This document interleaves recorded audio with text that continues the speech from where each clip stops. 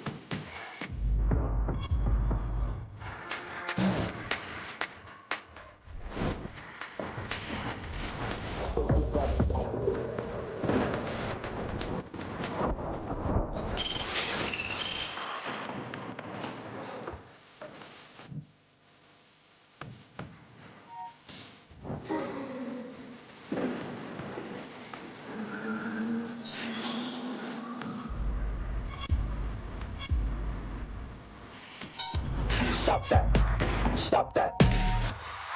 Stop that. I'm curious because I'm sure that everyone listening to this understands the feeling that I'm about to express right now. And it's a feeling that you can't control. When I'm watching Lions in Washington going into that game, in my head, unemotionally attached, I'm like, man, it'd be really nice for Detroit to feel good for a while about its football since it hasn't happened in my lifetime. Right. To feel like they have a legitimate chance and they got the bye. And generally speaking, if you've got the bye, you win that football game. Just I don't know whether it's a 70 or an 80% clip, but it's pretty surprising for Washington to go into Detroit and be able to do that as a 9.5-point dog, a rookie quarterback to become, win 2 road games now and is the best rookie quarterback since, we got to say, Marino, right? We've already got to say that in terms of impact as a rookie, you're not supposed to learn the position this way. In college, this guy somehow averaged 10 yards a play, a first down a play at LSU, and now just ransacked a Detroit team that had the most hope of any in my lifetime. But what surprised me about Saturday night is I switched allegiances quick, and I went to rooting against the Lions and then laughing at the Lions fan base, and I had no control over what it is that was happening to me. It just happened. You became a commie. That's what happened. Yeah. Huh. I didn't have this in this America. I became a commie. Huh. On Saturday night. Interesting. Because this makes me to hate the Lions, to hate this Lions team. Dan Campbell, you're really going to do the trick plays? They don't look cute. When all you have to do is have Goff not be Goff, we knew he was going to be Goff. We knew at some point you were going to get Goffed. And were you guys with me on laughing at Detroit, or did you feel bad for Detroit?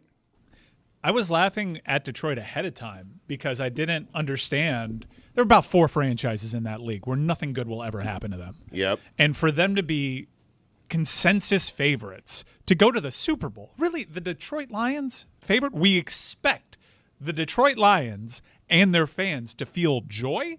Like, hold on. Like, let's temper our expectations just a little bit. We still have to see it. And also, I know they made it to an NFC championship game, but this core, I don't know if that's enough suffering. Certainly the franchise and the fan base has suffered plenty. Don't get me wrong. But, more obstacles. Jaden Daniels is a really good quarterback. I was just really confused as to why that franchise and its fans were so confident. So you need more suffering from Lions fans and for the Lions organization because they haven't suffered enough. I need the amount of suffering around this core of Lions players for them to go into a big game and not be cocksure. Right. And they walked into that game cocksure. Are the Commanders not also a suffering fan base? Yes. So did you not feel good for them? Yeah, but the Commanders had a run in the 80s and 90s that most fans of any organization would take. I would take that run. The Commies hadn't won a playoff game since 2006. Yeah. They've now won 2 on the road, and he's threatening to do something, Stugotz. I mean, to ransack a league by surprise. You're 2 wins away. I don't expect them to win in Philadelphia either, but that was a slop football game, and Philadelphia and Buffalo were ready to give away those games at the end. Like both of those games were ready to go. When I want to get back to Detroit in a second, but I want to, since we were talking about the Buffalo and the Raven game, because I want to talk about Mark Andrews. Mm-hmm. To have your excellence, Bill Buckner, like that. Mark Andrews has more touchdowns than anyone in the history of that franchise. That franchise has been really good. Yeah. For him to have a Bill Buckner moment where, you're going to remember that he should have caught that, when I keep arguing on behalf of Stugotz, and I know Mike and others tell me that I'm soft for doing it. Man, it's got to be hard to catch a hard, slick football in the cold. Like, that's an unplayed. It's your job, I know, man. Especially when it's not totally on the money. I know. When it's not totally on the money. I know. But I want to. How about Harbaugh? Drop a new 2-point conversion play. Yeah. Every single time is the exact same play. I don't know if it's worked once. It's not a stoppable play. It is very stoppable. It's been stopped every single time he's done it. I don't think he succeeded at once. I saw 3 different examples of when it was stopped. It hasn't worked one time. Drop a new play. How about give it to Derrick Henry and have him just run it right up the gut? Yeah, that's a good plan. Fine. Yeah. He's huge. That is a plan. Yes, he is huge. Hard to tackle, Dan. You want the MVP with options. Is better than Derrick Henry one option. That's a pretty good option. Agreed. MVP. Agreed. Ridiculous. But okay. Ever heard of Isaiah Likely? It's because man. Mark Andrews sucks now. The reigning MVP. The reigning. He MVP. might actually win a third, which means he has as many MVPs as postseason wins. Yeah. Yes, he's got. This is an interesting thing. Okay, because he's got, in a league you cannot do this anymore. He's got multiple turnover games. Half of his playoff games are multiple turnover games. And when I say you can't do this anymore, Stugotz, the winning team in the playoffs that we just saw this weekend threw for an average of 166 yards. Mm-hmm. What's changing in that sport is, no, that's fine. We'll play it in a tiny, tiny phone booth, but our quarterback will not give it up. C.J. Stroud will get sacked 8 times because there'll be pressure up the middle, but our quarterback will not be turning the ball over. In fact, Patrick Mahomes' worst season of his life we're seeing right now. This is the worst statistical season of his life. You want to guess how many 300-yard games he has? 2. 3. What? 3 all season. He's got 3 300-yard games. Patrick Mahomes has been mediocre and has double-digit turnovered it. But this is what I wanted to tell you about the Bills and why I think the Bills are going to win the Super Bowl, even though they are a team. Why would they ever expect good things to happen to them, right? The Bills are. Yeah, they're one of those 4. They're one of the teams, yes. Well, who are the 4, by the way? But they've done so much suffering. It's the Jets, it's the Browns, Lions, Bills. Yeah. I mean, the Bills they've been to 4 Super Bowls. Yeah, but and then what happened? You lose all of them. Yeah. Stugotz, Notre Dame's season's not going to be remembered. You can't win That's it a unless shame, you get 'cause there, it Dan. really I'll never should. forget it. Yeah, it really should be remembered. Yeah, it should. Man, there's so many football storylines. I want to take that one now. You don't remember second place. You don't remember it. Like Notre Dame Sometimes fans. you No. Yeah. No. Canes, Ohio Wait, State. are we letting Lamar off the hook? Look. Because an opposing quarterback scored more than 14 points and then he's done so? I'm going to go back there in a second. Terrible. No, the thing that I want to talk about, because it's in the weeds a little bit on football, but to me it's fascinating because we spend the whole season trying to get to a metric that tells us who's best. 1-game samples, we understand some of them in the snow. You tell me the importance of coaching and coaching and coaching and coaching, and largely, at the end, it was all the best quarterbacks. Largely, Sam Darnold became Sam Darnold, Jared Goff became Jared Goff. Everyone's still terrified of Stafford. You're lucky to beat him with Hurts and a $122 in passing because he doesn't turn the ball over, and Philadelphia will just run straight at you. And like that, the way that team plays is crazy. Yes. Like in the modern age, to beat you 50 yards at a time with Saquon Barkley because Lane Johnson is just bigger than everybody.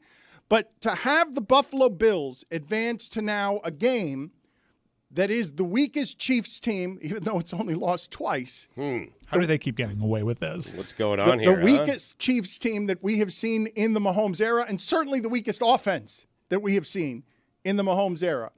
What Buffalo takes into that, and Stugotz, I want you to help me examine this because it legitimately is something I do not understand and have not seen. A quarterback who was wildly inaccurate coming out of college and unbelievably reckless with the football has become now a quarterback who we haven't had in the league since 1970. Because that's the last time you'll find somebody who fumbled as little and threw as few interceptions and took as few sacks, negative plays from a quarterback, as this one. Josh Allen has become the greatest protector of the football in the sport.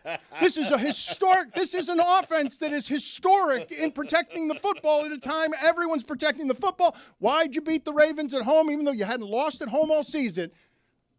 They turned it over. And you did not.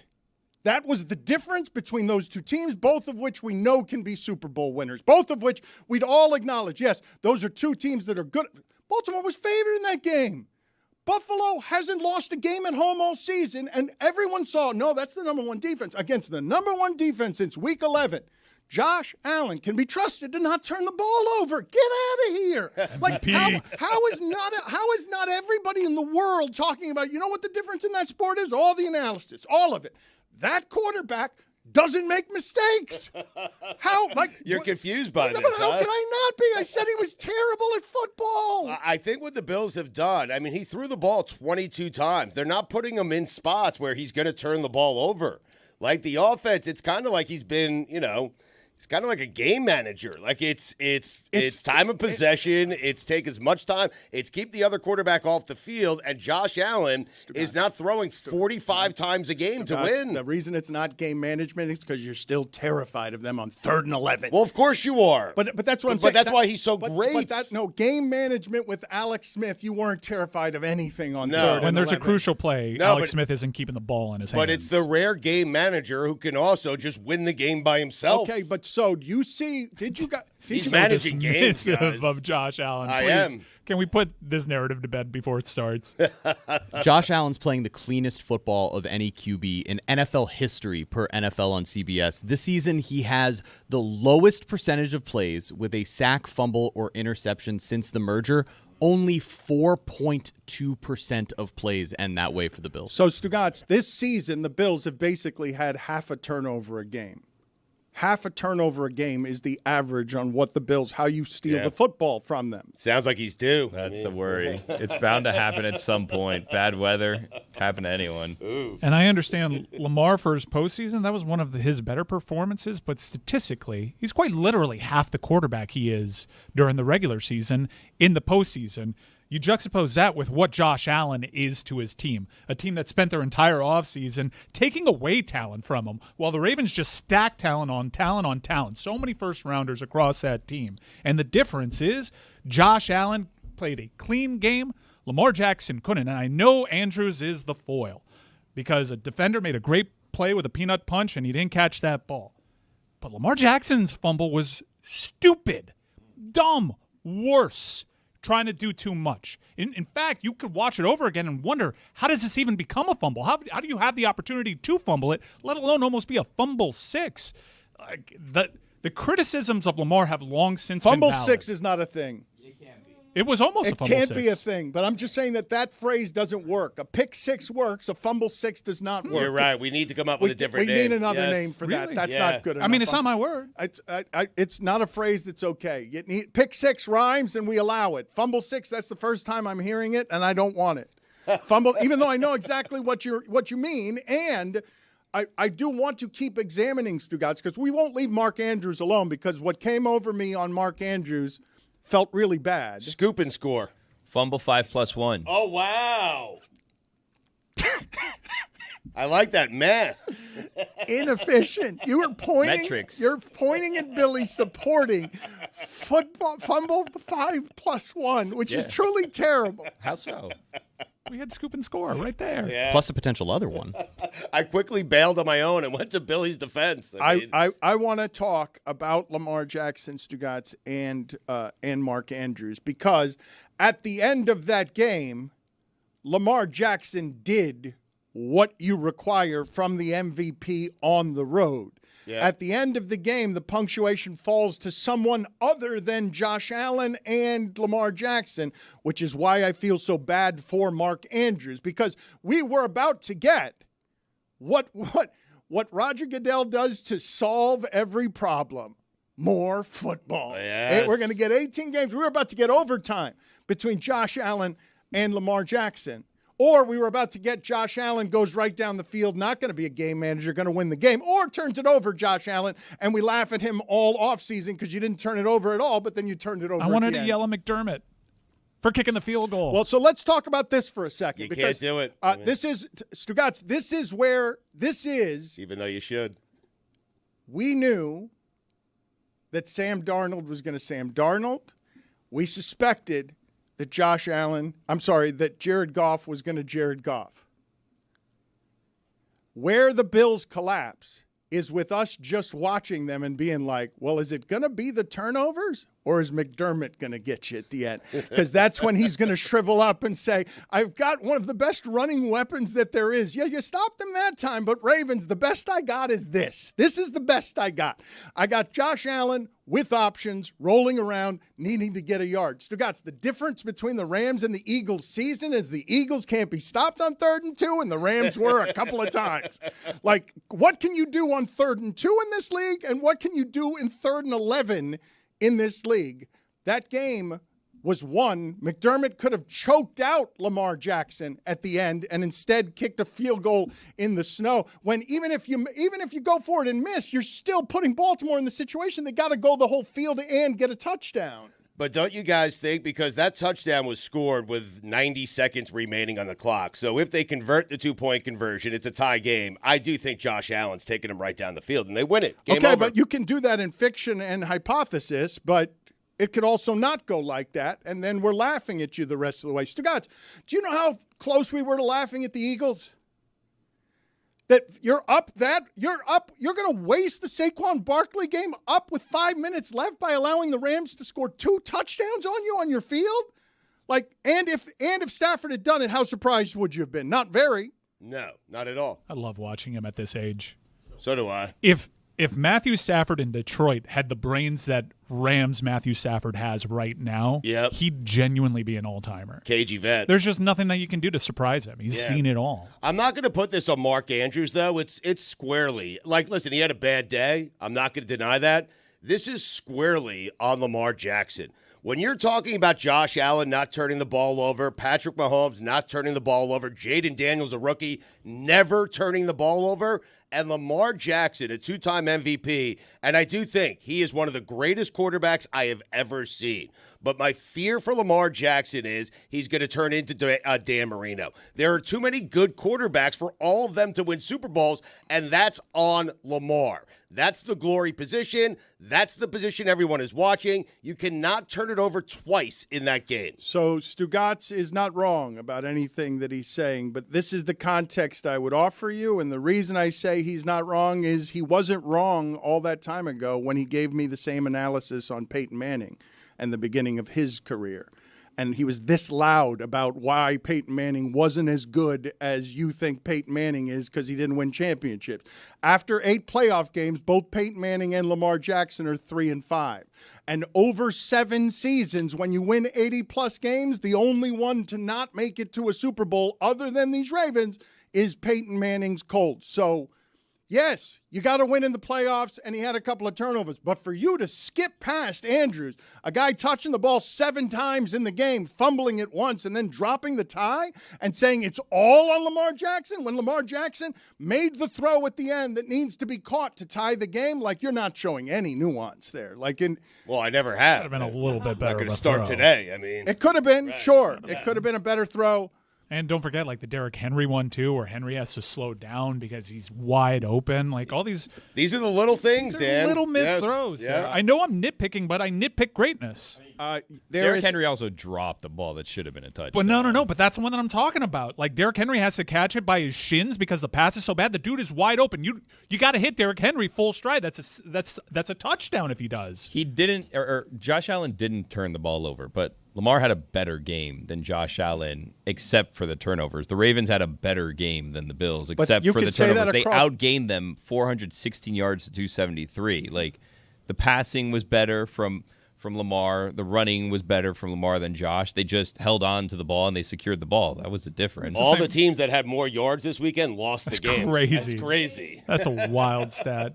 The Peyton Manning thing, I think, kind of clicks a little bit. Like, Lamar, since he's been in the league, he's won the MVP about like 15% of the time that he's been in it. And we were saying these things about Peyton Manning for a long time. And I think, quite honestly, like, Peyton might have had, like, top to bottom better teams.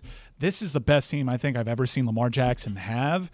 And to go up against one of the weaker Buffalo Bills teams, the only difference is this Bills team has the best Josh Allen we've ever seen, and that's the standard. That's who we compare. Yes, by yards, they had a better game, but I don't think Lamar was better than Josh Allen. I mean, he had a better rating, he had a better QBR. Yeah, but Josh did the things to win. More importantly, he did the things to not lose, and Lamar did certain things in that game. Be off by a beat, an inch or two, not be perfect on his opportunities, the turnovers. I just think Josh was better. This is funny, and you can say whatever you want about who was better in that game, but I do find amazing that by limiting Josh Allen as much as I possibly can, that's how I'm going to beat Lamar Jackson, who needs to be not an inch off, not a step slow.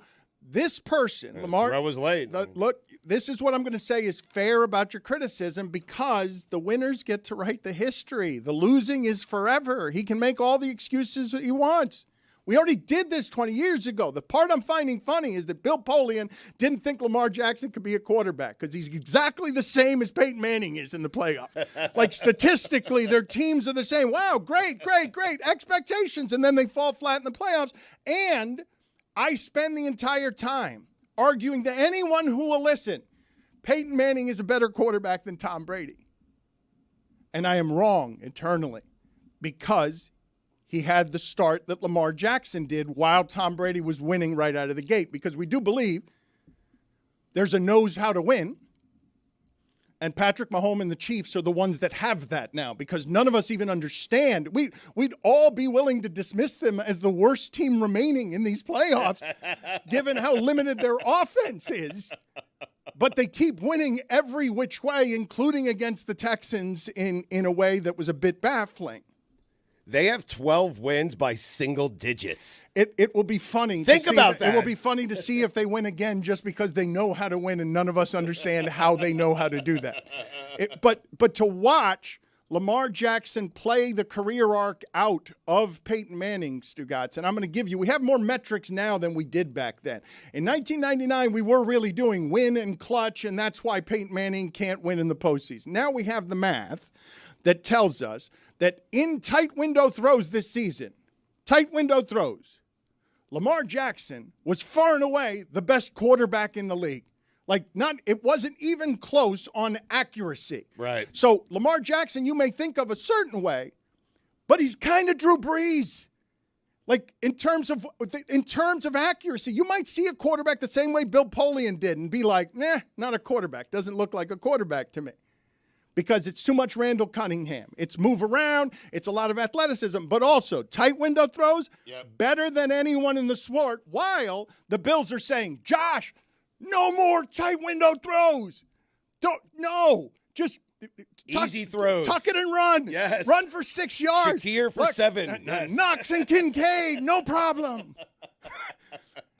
Speak for yourself on clutch. I've been talking clutch since 1980. I mean, fair enough. You understand? You do understand what I'm saying, though, right? Of course I do. Yeah. That Lamar Jackson is going to get all of it today, and that's what happens when you lose. And I really do feel like everything's fair under those circumstances. Like, that's the contract in sports. The fan doesn't have to be reasonable or perspective-filled about these things. You know, you say that, with Peyton Manning making that comparison, there was only one quarterback for Peyton to overcome. And it was Tom Brady. And my fear for Lamar Jackson, because you watch him and you see the obvious talent, and you're watching one of the all-time great quarterbacks to ever play the sport, but Manning only had Brady to deal with. Lamar has Mahomes, Allen, Burrow, Jackson, Jaden Daniels.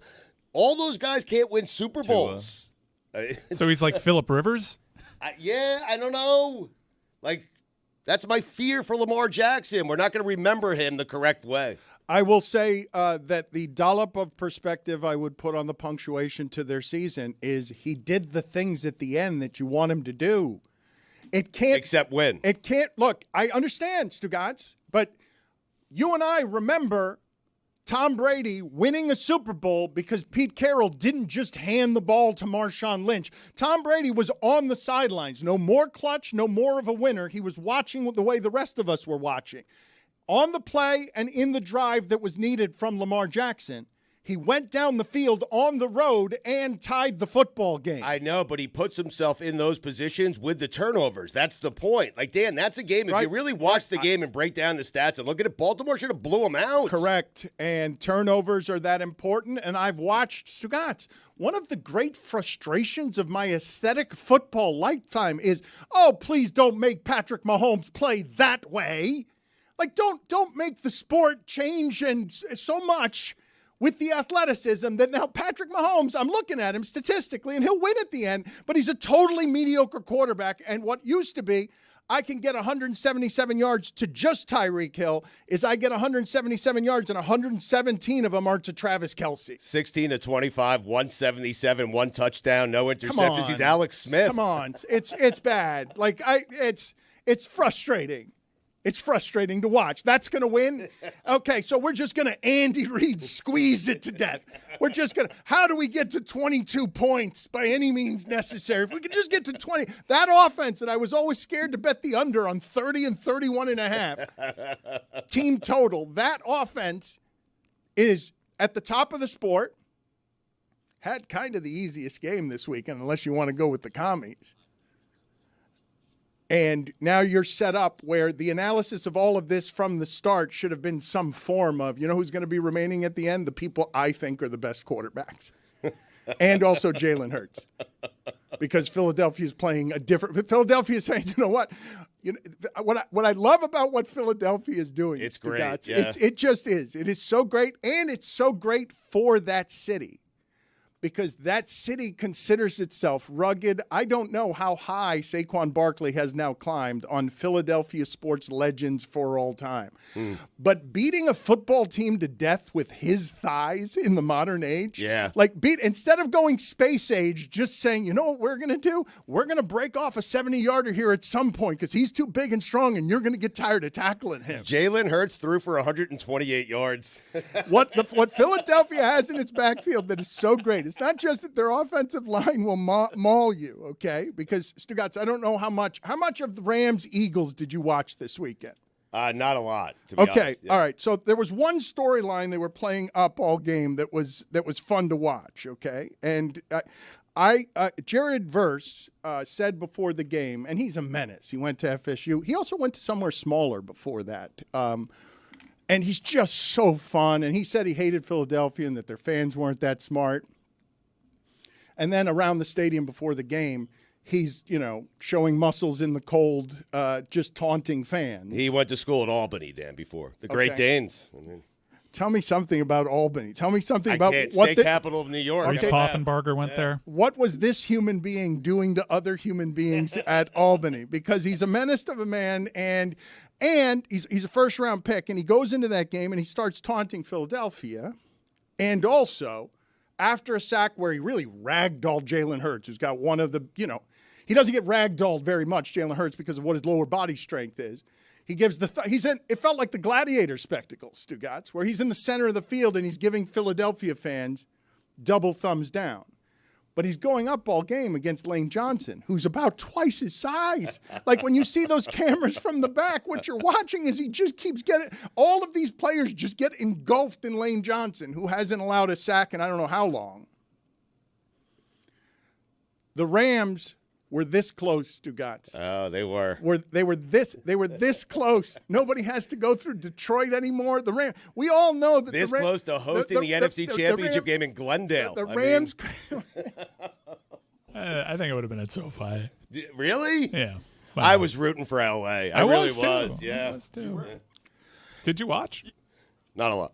Can I ask you guys this question about Mark Andrews? Because my eyes may be lying to me on this one. Jeremy, if you could look this up for me, I would appreciate it. I think of Mark Andrews as somebody, and I may have this totally wrong, DeAndre Hopkins, Larry Fitzgerald, these two human beings were statistically people who had more tackles than drops in their careers. They tackled people after interceptions more often than you would throw the ball, hit them somewhere within a radius that was seen as catchable, and it ended up being a drop.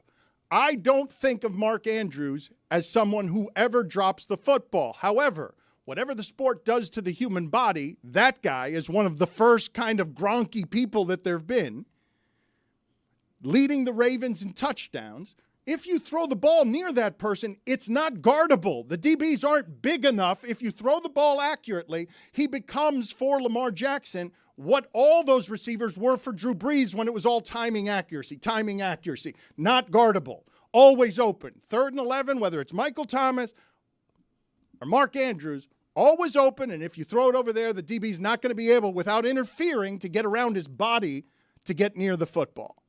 Is Mark Andrews a dropper late in his career? Because I was trying to think on the way in here today, did Mark Andrews just Bill Buckner? Like, in whatever the modern equivalent of those things can be. Jackie Smith. That's old school, though. I know who that is. Well, so is Buckner. But for the people that don't. But Jackie Smith is what year? Is that? Are we talking about 1990s? No, that's a 1970s? Cowboys like Steelers Super Bowl. 1970s? Yeah, Okay, yeah. so Roy, you went old school there, and you always frighten me and surprise me when you do that because you went old school beyond the old school, and you went to the original Super Bowl. It wasn't the original. It wasn't Like Super Bowl 79 1. in Roy's defense. I mean, your World Series was 86. But I mean, I'm talking. Yes, but I mean, it's a comp. I mean, Jackie Smith was a tight end. He dropped the ball in the end zone. No, but so Jackie Smith, if you were to look that up, I don't know if we'd get in trouble with football footage. We probably would. But if you guys could find Jackie Smith was wide open in the end zone. This was just they threw it at his chest and he failed to catch it. I think that was also in the snow. If I'm not. No, that was in Miami, wasn't it? Was it? I think it was in Miami. All right, we will find out in a moment. Wow. He was just standing in the end zone. Mark Andrews had 69 targets and 4 drops during the regular season. So It was the best catch percentage of his career, actually, this year at 79.7%. He's always been above 65%. he catches roughly 94% of the catchable passes thrown his way. catchable, though, right? Late throw. I mean, that was certainly a catchable pass. It could have been better. Yeah. Larry Fitzgerald, for his career, Dan, had 29 drops and 41 tackles. I think DeAndre Hopkins is something like that. It's an amazing couple of stats. I just felt this. I know you guys make fun of me all the time for my weepy, syrupy, I feel bad for so-and-so. For the Josh Allen, Lamar Jackson game with some stakes on it that felt like a Super Bowl to end in incompetence instead of competence made me hurt for a Hall of Famer of excellence that we can all agree has his name associated with greatness, most touchdowns in the history of the franchise, but might have just got stamped out by a moment because I don't know what Jackie Smith did in his career. I remember last week when we were talking about Bob Uecker, I failed to mention, like, Bob Uecker for his career batted 200 and like had 145 at bats or something. Like, just it didn't play very much, but the rest of his career ended up being his legacy. The thing that made me feel bad for Mark Andrews, beyond just an athlete not being competent in a moment that demands greatness, for all of us to have that as the ending of that game, when I know how great that guy is, and was I just watching everyone diminishing that name to something that's less than great because of the size of that moment and the size of the incompetence.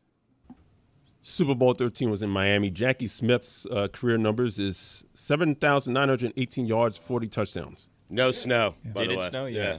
I don't know if there's any coming back from Mark Andrews from that with that organization for a lot of reasons. He's an all-time great for that franchise, but if you've watched him, he's had the injuries. He's got this bigger frame. He's got a bigger number attached to his contract, and Isaiah Likely has been coming for his job. Right. And if you remember that moment, what happened right before that play? Isaiah Likely's there for Lamar Jackson. Just like he's been there. Isaiah Likely, the last season. 3 seasons, this is felt fun to watch visually because it's sort of the evolution of the position, and to watch it happening on that team, Stugotz, for that position. When you're watching, tell me I don't have this right, because this is pretty rare in football, I think. I have watched Mark Andrews age in a way that's obvious to the eye. I've watched a lot of his career, a lot of those touchdowns. So when he's moving, I can see, not unlike I can see with Patrick Mahomes scrambling, oh, that's where football stole some of his youth. It's the same number. It looks like the same body. I'm expecting it to look the same at the end as it did at the beginning, but it doesn't. And the reminder is in his own huddle when Likely runs down the field, and he doesn't look like he needs WD-40. Right. It's not chunks of rust that are falling. No, he's young. Yes. He's fast. He's Andrews is only 29. Like, he played with Baker. Yes. By the way, Jackie Smith made it to the Pro Football Hall of Fame. Also, he's white. Put it on the poll at Le Batard Show. Maybe that's what I thought with Snow. Oh. Has there ever been a white Jackie? The rapper? I don't know. Put it on the poll Male. at Le Batard McMullen, Show. yeah. Has there ever been a white male Jackie? Jackie Moon. Harbaugh also went for 2, by the way, in the third quarter. Like, had he just kicked extra points both times, the game would have been tied, and they wouldn't have had to go for 2 at the end of the game. Maybe McDermott doesn't kick that stupid field goal, though. Jackie Gleason. Wore his belt buckle to the side. Back to you, Dick. Who wore Jackie Gleason or Stugotz? Who wore their belt buckle? Jackie Gleason. Off to the side. Belt buckle on the side. Yeah, he did. Why? I don't know. He's a big man. Yeah. Am I right when I frame it in that as the historical perspective that Mark Andrews is now, we now have a moment that's the opposite of excellent, that the football weekend was marred by, instead of greatness, this Hall of Famer, an immortal, really, at the position. You'd say yes, no? No. He's just a guy. Yeah. Wow, you got him as a Jag? You think he's like a top? You think Mark Andrews is an immortal? Is he like a top 5 tight If he end put of together all like time? 3 more seasons, Is he a top 5 tight You have end, Mark like, Andrews presently? with Tony Gonzalez and guys like that. Well, I mean, I got to see the numbers, but I think like if he puts together 3-4 more seasons of what he's done in his career, he might be a borderline Canton guy. I could make an argument that no one would get behind that I think George Kittle might be the best tight end that we've seen because George Kittle has not had the quarterbacks that the great tight ends have had. Or Bowers. I could go Bowers come on. now. Oh, Bowers is already there. Come on. Yeah. But before Kittle's the best blocker. Billy, that was great, and I want you to sharpen that because we're sharpening boldest take here. I mean, Travis Kelce's had Patrick Mahomes. Gronk had Brady. Who has Kittle had? He's great. He's indisputably great. And by the way, half the time they just use him for blocking. Like, they haven't even unleashed him to his full potential. I would say that George Kittle is probably better than Mark Andrews now and forevermore, but I don't know how you're defining immortal. So perhaps I'm getting carried away. I just think of this player as one of the best I've seen at the position, totally unguardable. But when you talk boldest take, we now have a sponsored boldest take. You guys have been leaving them by voicemail. We're keeping alive the voicemail, Stugotz. Wow. The landline and the voicemail. You haven't heard about this. I expected you to be on here spewing takes on your way home because we've got a sponsored take line, and this is our boldest take from the weekend. The Boost Mobile boldest take from the weekend is presented by Boost Mobile, the newest 5G network in the country. Hey, yo, I ain't gonna hold you. I've seen the success of LeVar Ball now with the 3 of his sons. LaMelo, All-Star. Lonzo, he's cooking in Chicago. So here's my proclamation. LiAngelo Ball is going to the Grammys this year. Not only is he going to the Grammys, he's winning one. Rap Song of the Year, baby. Tweaker, I might swerve in that corner, whoa, whoa.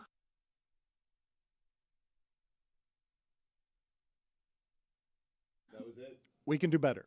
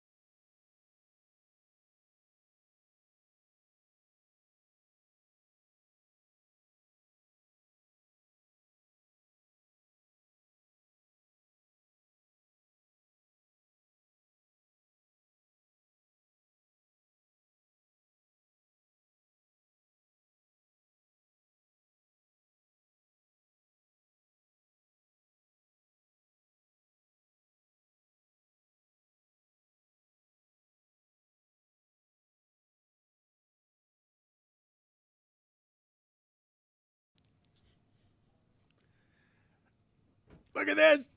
Doggy on a Tuesday. Oh, doggy on a Tuesday. Can't even fix his hair. Too busy running from Hollywood premiere to Hollywood premiere because First Take is giving him a I put so second much life. out here last Tuesday in London, you'd be amazed. My hair was freaking frozen. Okay, Ice. I am mortified by your general behavior of being Maximum Stugotz, getting near the fame, and demanding that Timothy Chalamet, whatever his name is, I can't pronounce his first name. Mm-hmm. It's the first name I have trouble with because it's not Timothy. Timothy. It's not Timote. Timothy. It's Timote. Get over yourself. Okay, well, that's the thing. Right. Mad It's Dog, Timmy. you got to the top, and you immediately started calling in favors, and then Chalamet's got to give you an audience. And then you get the audience. Shameless. Embarrassing. It was, but I enjoyed it. I can guarantee you that, baby. Listen, I did that thing on First Take, and I had done the Complete Unknown stuff for a while because I love the promos, I love Dylan and everything else. But when I went on there on January 2nd, I said, okay, let's do a Mad About, and let's do a Mad about me, about how I couldn't get a seat to the premiere. In New York on December, 17th or 18th, somehow, some way, Searchlight didn't think of me. And so I said, let's have fun with that. Obviously, First Take loves it when you're being made fun of instead of me making fun of everybody else. And lo and behold, 4 days later, Searchlight calls Jill Dryden, my agent, one of them, and says, listen, how would he like to go to one of the premieres in Europe? So it was London, it was Paris, and it was Rome. And I looked at the calendar, looked at when the football games were. Rome was a Friday, so I didn't want to go there because I missed the NFL.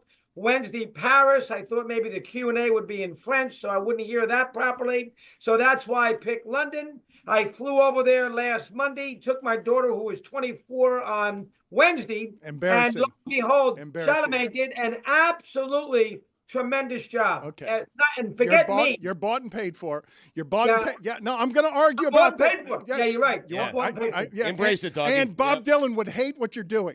He would hate what you're doing. Well, he hates what everyone's doing. He hates doing. what Chalamet's doing, and you're out here endorsing, you laundering Chalamet for Bob Dylan because they can buy you. It's embarrassing. But we'll get to that in a second. I want to play the sound for you. And the audience of you using your platform shamelessly to just curry favor with the famous so that your daughter can get cool things here. It's not objectivity, and it's wrong, and it needs to be called out. It's good parenting, though. Yeah. That's it. Last Thursday, I had to wait in line in that cold weather at that Royal Theatre in Norwalk. They don't know me. 5 seats? Yeah, but you're right back. I had to sit in the front row. I had to sit in the front row! Don't laugh!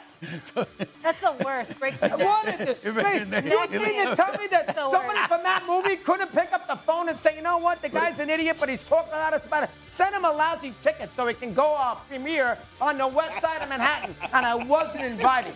And that has me really, really upset. And it shows me at 65 years of age that I have, we know he doesn't have any power. Where's Chalamet, by the way, hot stuff?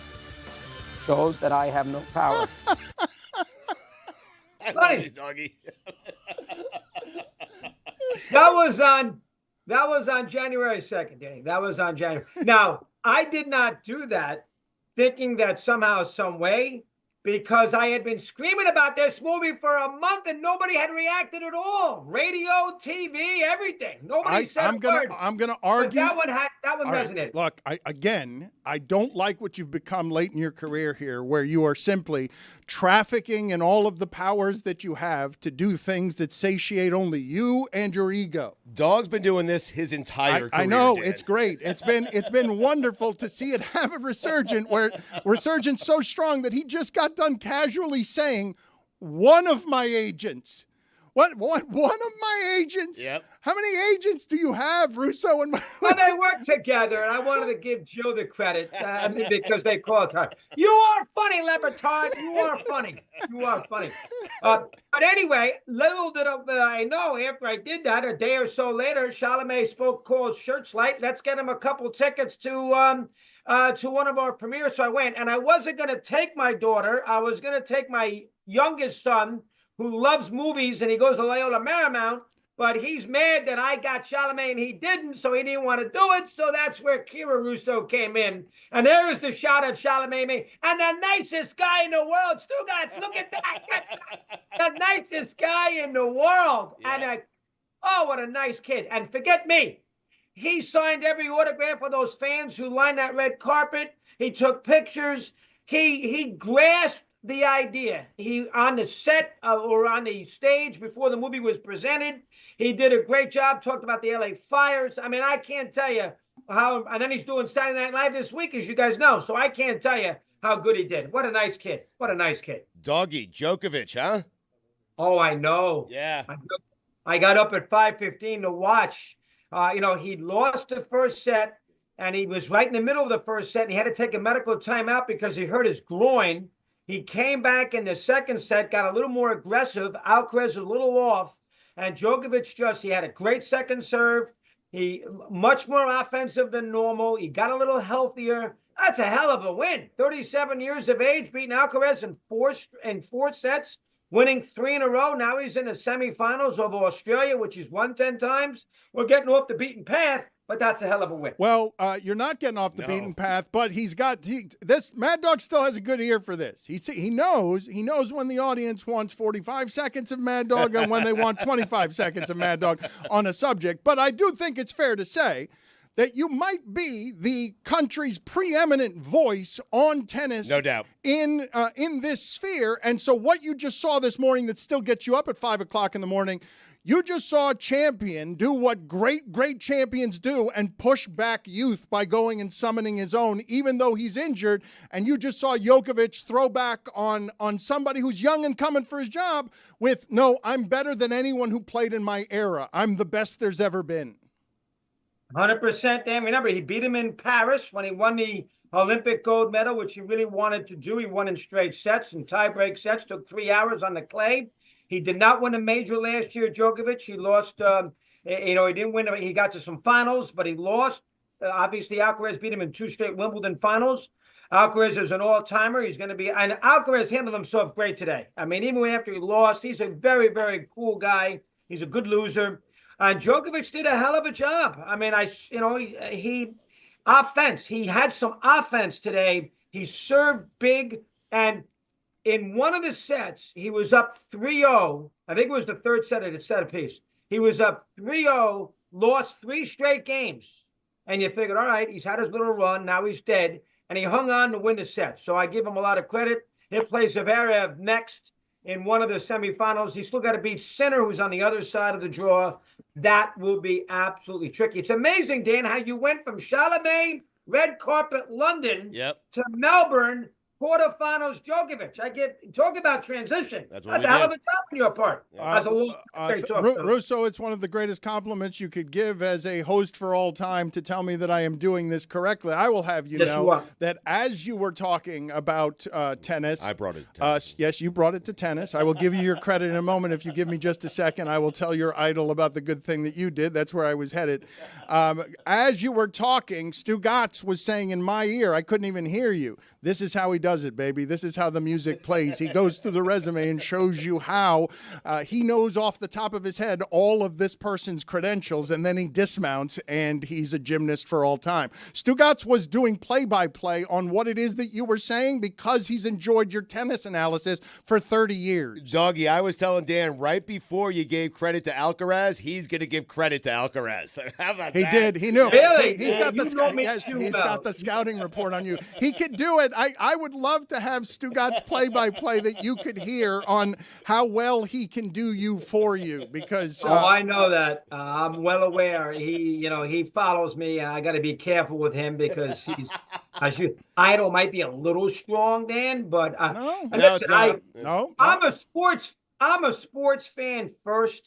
And so, I haven't watched that much of the Australian Open yet because it's been a week earlier this year, which means it's in the middle of all the football. So I've stayed away. I'll be on top of it this week. Djokovic plays Alcaraz. He's 37 years of age. How many more times is he going to get a chance to be on this stage? I know PMAC fairly well. He's calling a match. Fowler will be there for the weekend, by the way. I know PMAC fairly well. I needed to get up, and 5:15 is better than 3:30 because there was a match before it. So I was juiced up. I kept my eyes open, and I was there right away. And listen, it's a big weekend. You had 4 good NFL games. You had a college championship. You got an Australian Open final. Buffalo, Kansas City should be great on Sunday afternoon. Daniels is great. It's a good time of the year in sports, Danny, as you know. It's a good time of the year. I, again, will present to you and the audience, though, is anyone in your life, any family, any friends, saying to you, Mad Dog, the way you've been compromised on this Bob Dylan movie offends us from the 1970s. You're shilling on behalf of Bob Dylan's movie in a way Bob Dylan would find unbecoming. He hated Hollywood this way. That is fair. Now, Dylan does like Chalamet's performance. He put that tweet out. And I don't want to come across as this Dylan expert. There are a lot more people older than me who know a lot more about Dylan than I do. Eddie Coleman, the old New York Met guy from FAN, is one. My buddy Sean McAdam is 2, but I love the songs. Have you seen the movie yet, by the way, both of you guys? Have you seen them or not? I haven't seen it. I have not. No. I haven't. You have no desire to see it, or you're going to get around to it? Not a big Dylan fan. Got to be honest, Doug. Wow. Yeah. Wow. Yeah. I mean, listen, the movie's great. I was really impressed with the London audience. They laughed at the right spots.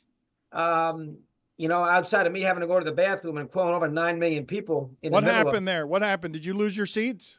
I know, they gave me the seats in the middle of the theater, Kira and I. What? So I said to myself, this is going to be dangerous. The movie's 2:20. I had to sit there through the little prelim with the 3 actors, Monica Barbero, Norton, and Chalamet. I'm definitely, I'm 65 years of age. I get up 9 times during the night. I knew I was going to be in a situation where I was going to have to crawl over somebody. The seats weren't good enough. I had to pick my spot.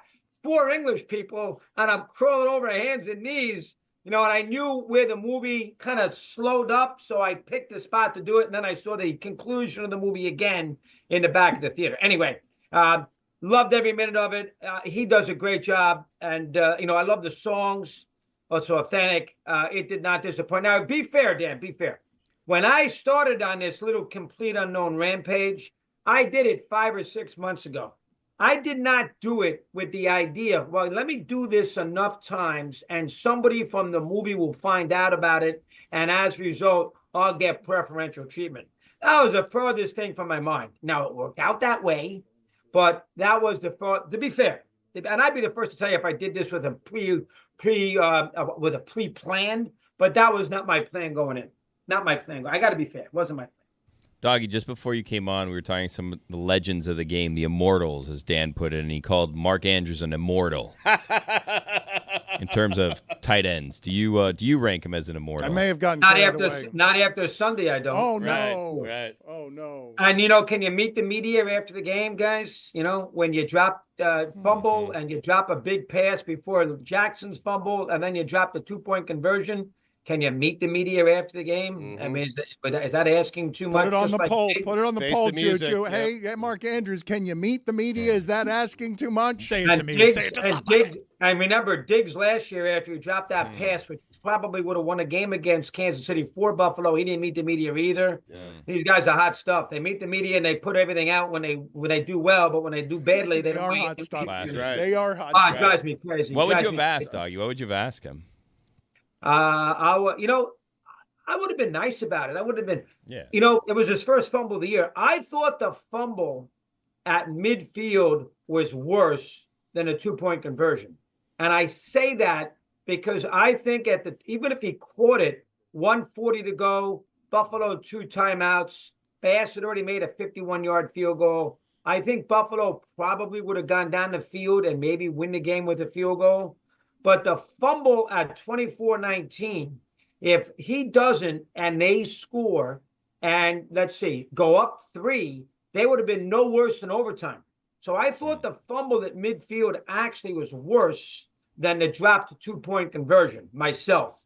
And, let's give Jackson credit. I mean, he did have the 2 turnovers, but he drove his team down the field.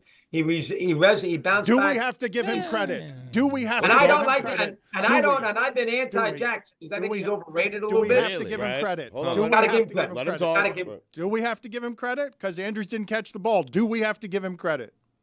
I think we do, Dan, because of the drive. If they did not go down the field and score, and they ended up losing the game 27-19.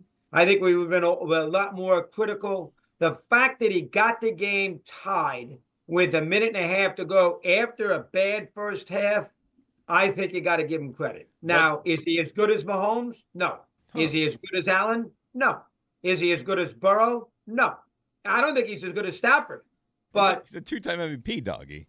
But he's 3-5 in a postseason. That's right. You tell him, doggy. So was Peyton Manning, though, and I was arguing the whole time that while it was happening that he was as good as Brady.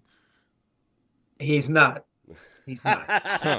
Is it possible John Harbaugh is just not that great of a coach? The fact that Tony Romo, for the second time in a month, went on the air on Sunday to tell us that Harbaugh is an all-time top, whatever it might be, coach. Tony, have you heard of Belichick? Have you heard of Lombardi? Have you heard of Parcells, Gibbs, All Brown, George Hallis, Bill Walsh? Have you heard of Andy Reid? Have you heard of some of these guys? That is outlandish. Harbaugh's done a good job. One Super Bowl. Exactly. He's been to one Super Bowl in 15 years, 18, 20 years. Let's take it easy. Yeah. Please, take it easy. And I'll tell you right now, I am so sick of Kansas City. If I see Caitlin Clark or Taylor Swift one more time in that freaking suite, I'm going to go throw up. And if Mahomes gets one more call, the whole Chief organization gets nothing but calls. How the hell did they call those two roughing the passers? And then Mahomes is mocking the officials by trying to get a third call by dancing out of bounds and see if he can figure out a way to get another 15 free yards. That was a disgrace on Saturday afternoon. And I'm not saying Kansas City won the game because of that, but they got a field goal in the first third and 8 roughing the passer on Will Anderson, which is an awful call. And then they got the second one when he was pretended to go out of bounds, didn't, and they gave him another 15 yards, which led to a touchdown. The NFL should be embarrassed with the amount of calls that Kansas City gets year after year after year. It drives, I don't know how you feel about it. I am chiefed out. It drives me crazy. I want to ask you, because I am someone, having done this for a very long time, but not as long as you. Oh, yes, you've done it a long time. Who marvels at your general stamina. The question I want to ask you is, does your family get annoyed by how much you just cared about what you were just talking about? You know what they care about? The volume of the voice. That's what they care about. Right. When I get into it and go loud, that's when everybody, and my poor wife, and remember, I'm an empty nester right now, and my poor wife gets, can you calm down a minute? But it's your passion. But Russo, it's the fuel in the furnace at the end that makes all of the economy grow so that he has 2 agents. I agree. Well, again, 2 agents is a little strong. Right. They work together. You're the one who take said it easy. I don't have Scott Forrest and Sandy Montag. Take it easy. I know. Take it easy. You said it, doggy. He's the one who said one of my agents. I didn't make that correction. You made that correction. I don't have any agents. You should have an agent for the career that you got. Anyway, tell me about yes. So the world, at least me, is going to root like hell for Buffalo on Sunday night. Oh, I don't want to see Chiefs Eagles again. Please, whatever you can do. Well, what do you want? What do you want? I'm going to root for Washington. What do you want? He wants Bills Washington. I want Bills Washington. Jaden, give me all the history here. Jaden Daniels is the best rookie quarterback since blank. That's a good question. Let me think. Since ever? I mean, he has played so well. God, he's good. No mistakes in the postseason. I'd have to go back and look what Luckman did. I'd have to go. Brady didn't win as a rookie. Marino came in, but was that his second year when they got to the Super Bowl? It was his second, right, Danny? But I thought that he came in at the beginning of that season and immediately showed us, oh, holy shit, no one learns the position that quickly. You rarely see it that obviously, Russo. Good point. Marino would be the other person. But listen, Daniel, Marino didn't make the championship game his first year. That was his second year when they got to the Super Bowl in 85 because he came out of the 83 draft. This kid is doing it in his rookie year. He had all those starts in college. I give them a chance on Sunday. Hurts' injury is going to be interesting. And the Buffalo-Kansas City game is fascinating. I thought McDermott was very conservative late in the second half, or really the whole second half on Sunday. He's not going to have to. He can't do that this week. He's got to be as aggressive as hell. And I don't know how you feel about it. I've had enough of the Chiefs. Let's pray for the Bills on Sunday. Pray for the Bills. Doggy, I looked up Sid Luckman's rookie year. He threw for 636 yards. How about Sammy Baugh, Stugotz? How about Sammy Baugh? Don't do this. I'll look up Sammy. Don't do this. We don't want to do that show. What do you mean? What is it? What else has you maximum fired up today? Like, you just went through the litany of all the things in sports you love. You got a 3-day long weekend and a whole lot of football in it. So you come out raring this work week thinking about what most passionately? Well, I did a show yesterday because of all the games. I guess the other thing would be this. How about these Ohio State fans who for weeks wanted Ryan Day basically run out of town because he lost to Michigan when they were already in the tournament. And then, in fact, they win 4 in a row in convincing fashion and play great doing it. And now all of a sudden, he's the incarnate of Woody Hayes. You talk about a bunch of phonies, and you talk about those Buckeye fans who think in this era, when the end game is more important than any regular season game, nobody at Ohio State or Ann Arbor should care that much about Ohio State and Michigan. The idea is to win in the postseason. That is the idea. That is what Ohio State would. I'll ask an Ohio State fan this. Would they rather have beaten Michigan the Saturday after Thanksgiving and not have a flag planted at midfield? Yes. Or would they rather have had that, or Yes. rather gotten blown out by Tennessee? No, they'd be fine. That's Which fine. one they want? No, they would have taken the win over Michigan. It's a tainted championship, Doggy. They didn't beat Michigan. I mean, I would respect Ohio State fans more if they still fired Ryan Day, honestly. Oh, come on. The Michigan game means nothing. Oh, Who because he can't cares? win it. Because he can't win that game. That's the game. He can't do it, Doggy. Doggy, last year Michigan won the national championship and beat Ohio Put State. it on the poll, Juju. Should I'll Ohio grant State? I'll grant you it would be a touch sweeter if the Michigan win it was part of this run. But the bottom line is, in my eyes, the 4-game run is far significant than losing to Michigan. Who cares? One last question from Stugotz, but just put it on the poll for me, Juju, at Le Batard Show. Should Ohio State fire Ryan Day anyway? At Le Batard Show. Speaking of phony fan bases, Doggy, how about the Philadelphia Eagle fan base? I mean, this is a fan base who wanted to fire Nick Sirianni. All Sirianni has done has made it to the postseason his first 4 seasons as the Eagles head coach. Only Eagles head coach to do that in the history of the organization. He has brought them to a Super Bowl, a play away from beating Andy Reid and Patrick Mahomes. Now he's back in the NFC Championship game, and this fraudulent fan base wanted to fire this head coach, who might be the best head coach in Eagles history, dog. They wanted to fire him 7 weeks ago. I'm not a big Sirianni fan, but you're making an excellent point. And now that's Stugotz. They play hard for him. Barkley likes him. He made the right decision not playing him in week 18 against the Giants, which nobody cared about. That was obviously a big performance by Barkley on those big running plays. He's got a banged-up quarterback. He's done a good job revamping that defense with Fangio. You guys know him well. And the Eagle fan also, I had a lot of calls yesterday telling me, well, I was never worried Sunday. Never worried. What are you, crazy? I mean, the Rams had a first down at the 21-yard line with a minute left, with about to win the game. How could you not be worried, for crying out loud? Well, I want to ask you, though, when Stugotz says what he says, never mind 7 weeks ago, in the last 5 minutes of that game, Eagles fans wanted to fire Sirianni again. Like that is where the expectations are for that team.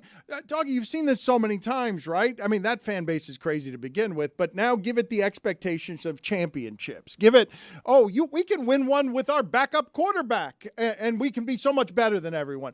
They've got an offensive line that mauls people, and they're trying to win football the old-fashioned way, and those fans are the craziest and most rugged in the sport. A.J. Brown better not read something on the sidelines. They're nuts, Doggy. They were nuts 15 years ago. They were nuts 30 years ago. Yep. This is the most nuts they've been, to have this particular team representing them, and they don't trust their meathead coach. They don't, because they got spoiled on Andy Reid, and they got spoiled on the idea of we deserve to be in the championship game. Andy Reid, who won nothing for them. Nothing. Yeah, well, you got the one FC championship. Yeah, those fans are tricky. I completely agree. It's a very fickle fan base. All fan bases are up and down, but they're beyond crazy with being up and down. And again, he has to win it all. I think him and McDermott have a lot of pressure on him. I think McDermott has to beat the Chiefs. You can't go 0-4 against Kansas City in the postseason. I think it's not as much pressure on Allen because he's played well against Kansas City in the past. That's a lot of pressure on McDermott. They have to win the game. For him, he's going to get some heat if he doesn't. And I think Sirianni, as you just said, Danny, I think Sirianni is going to can't lose to Washington. He's a 5-point favorite. And, he lost 2 years ago. Again, I thought the call was a bad call under the circumstances. He probably has to win it. So I think those two have the most. Quinn's got no pressure on him. Reed, what are you going to say? He's won 3 titles. He's got no pressure on him. The two coaches that need to win in the worst way is Buffalo and Philadelphia. And because that fan base is nuts, Sirianni probably more. They'd be all over him because they're also a bigger favorite and they're home than the Buffalo one. But McDermott needs to win this game. It's a big game for McDermott. Eventually, you're going to have to beat Andy Reid in a big spot. And they have lost a lot of playoff games. And again, great teams have beaten them, but they need to win this year. We shall see. Looking forward to it. He is the leader America needs right now. He's the host of Mad Dog Unleashed, weekdays at 3 p.m. Eastern on SiriusXM's Mad Dog Sports Radio, and he is very much Stugotz's idol. Yeah, I looked up Sammy Baugh as well, dog. 1,127 yards his rookie season. What year was that? 38, 39? Yeah, 37, dog. All right, enough with the two of you. He's just showing off his historic muscle from 80 years ago. See you later, doggy. Thank you. Good job, Danny. Thank you. That's the ultimate compliment. Highest compliment. Yes. The highest compliment. Danny, good job, Danny. Good. I am swooning with intoxicated delight that he thinks I do this well. Wonder who he thinks the next American male to win a Grand Slam is. Wow. It's a logjam there. Doggy, you hear that? You guys we can bring him back. You guys want to do tennis? I do believe I believe that Mike Ryan, Shelton. I believe if we got Doggy on right now that Mike Ryan and Doggy could do the best 5 minutes in tennis radio or sports pods you will find anywhere in America or internationally. Possibly the only. That too. The only 5 that minutes. Too. That's by default. That is that was a rhetorical That isn't trick. a tennis-specific pod. It's us. No, you're wrong because I'm sure there is a community of pods, as there is everywhere, for things that people care about unreasonably. But it is rare, I will tell you, for Stugotz and Mike Ryan to both be shaken by the nipples in the morning because they know they're watching historic greatness on the television, and you want to be paying attention when you care so much that you know that the care that goes into Rafael Nadal, who's going to limp through the rest of his life because of God knows what he's done to his feet to try and keep up with these two, Djokovic and Federer.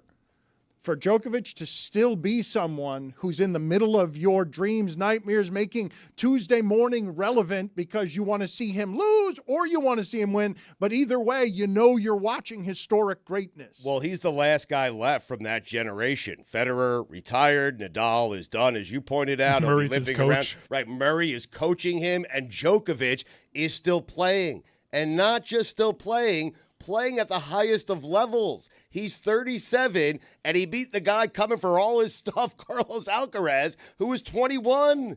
He's in better shape than Alcaraz. It's insane. I wish the match were better, but the reason why we're being grabbed by the nipples and shaken is, like, if I tell you, hey, on a Tuesday morning at 7 a.m., Bird and Magic are playing 1v1. It's all-time greatness. Those are probably, when it's all said and done, 2 top 5 men's tennis players of all time that we just get as a gift here, January, Tuesday morning. I'll stop on it every time.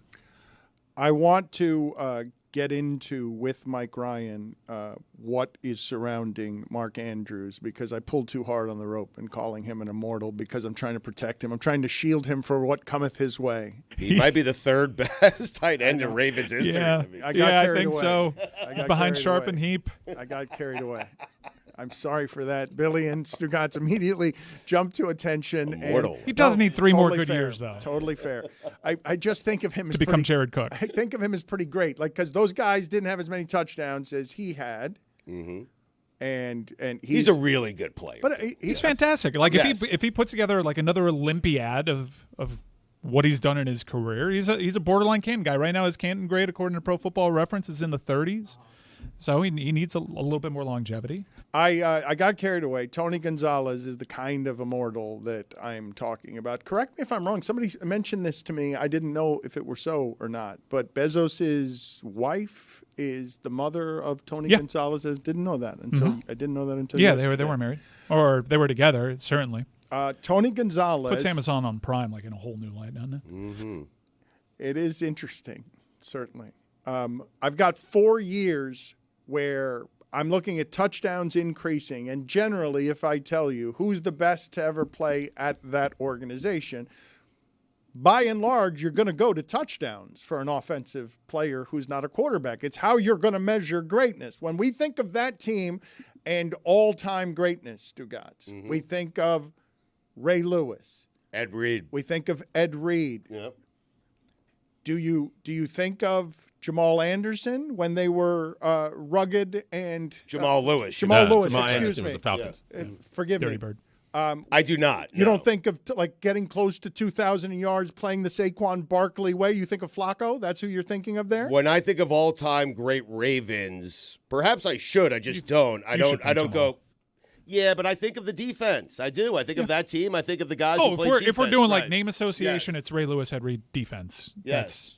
That's their legacy. But offensively, I mean. Offensively, I probably, because he was there for so long playing the most important position, I'd probably say Flacco. But Jamal Lewis was more excellent at his job in an individual season than arguably any. Well, no, Lamar Jackson now. Sorry. I'm showing my age. Lamar Jackson's probably the offensive player for that. The reason I bring all of it up is because, quiet as it is kept in America's most popular sport, for 20 years now, the greatest of the organizations has been these Ravens, if not for the stupidity of what the Patriots were doing. Like, largely, in terms of general excellence, they flip-flopped from we were a defensive organization to now we're an offensive organization, and both styles punch you in the mouth all game. Jay Glazer's saying, that's a culture of violence that they have over there. Ricky Williams saying, when I'm in that locker room with Ed Reed and Ray Lewis, I feel like a bunny rabbit with wolves. Like you're talking about the Baltimore Ravens, if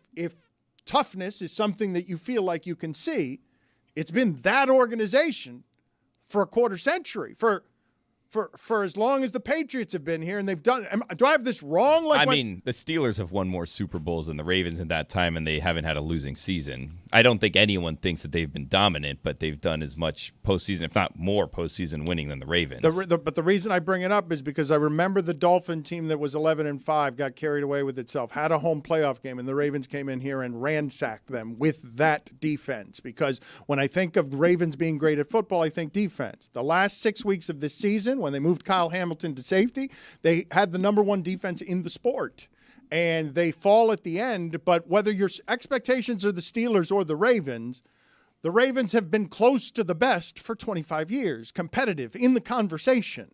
They've certainly been in the conversation. They're one of the better organizations in the NFL. They just don't win enough. More than the other teams. Even I don't know. Who do you regard as better over the last 25 years? Maybe that's how you do the measurement. Just Super Bowls and nothing else. And I could say winning and nothing else because Tomlin's on the hot seat in a way that Harbaugh is not because he doesn't get this far to the expectations being here anymore.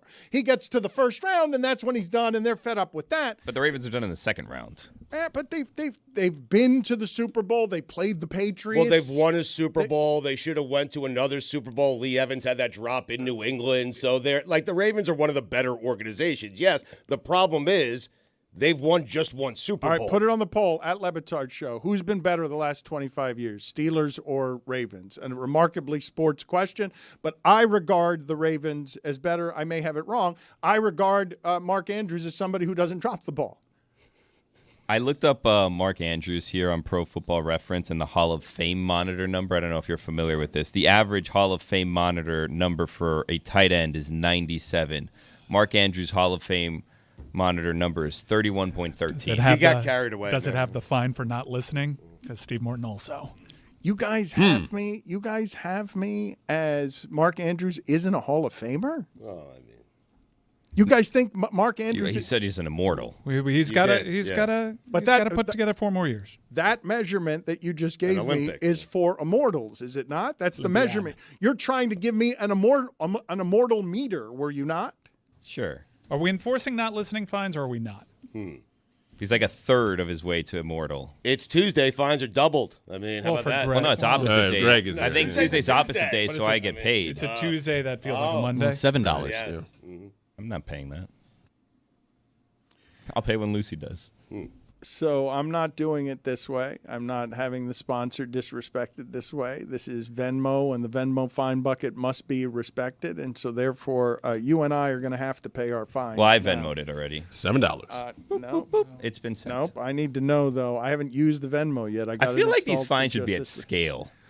You deserve a fine for just it's Tuesday, it's opposite day. Like that's what you deserve. You deserve a fine for that. It's not on the sheet. Fine print, it does say fines are doubled on Tuesdays, but it only applies to Greg. So it's just $7 for not listening because we did the whole Pro Football Reference Hall of Fame score thing. Right. But sports immortals, man, I'm really hung up on this because that's reserved for like Roberto Clemente, Honus Wagner, Muhammad Ali, and Mark Andrews. Can you please help me, Roy? Because you've told me again that we have another sponsored segment here of Boldest Take. The first one was Crud. Is the second one any better? Probably not. Hey, Dan. Hey, Stu. This is Bo from Athens.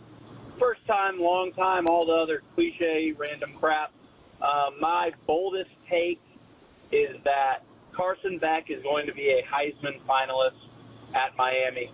I think once he gets out of Mike Bobo's system and if Cristobal can put him in an offense that allows him to flourish and make smart decisions, then he will end up at that ceremony in New York and will ultimately vindicate Mike. And this is coming from a diehard, lifelong Georgia fan.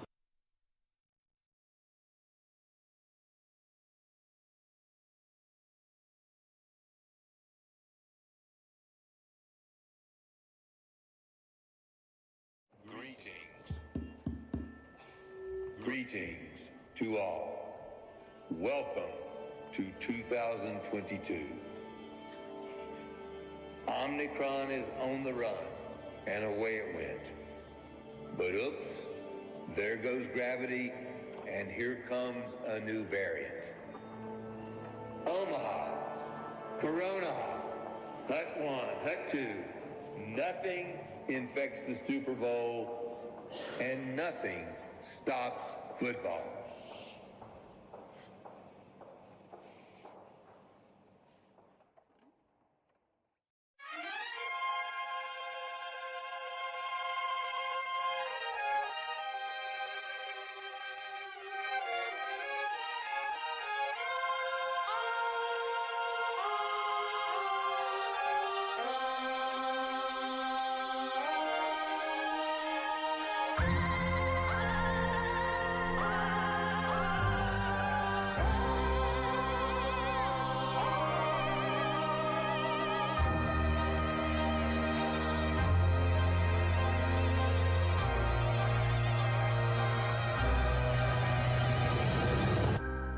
Racism, greed, trauma to brain and spine.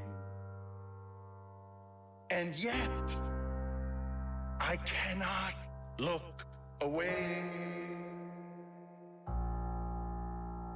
Heroes are dead.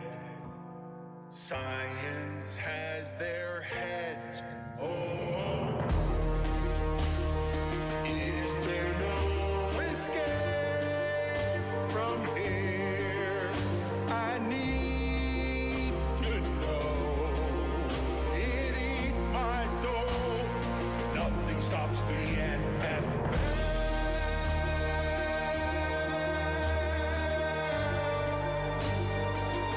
Is this heaven or hell? I can't tell. It's human cockfighting. CTE, prayer circles, they blackballed the black baller. They tried to end racism by stenciling it in the end zone. Billionaire boys using millionaires as toys. It's all immoral, all unethical. Ooh, the witching hour. Nothing stops the NFL.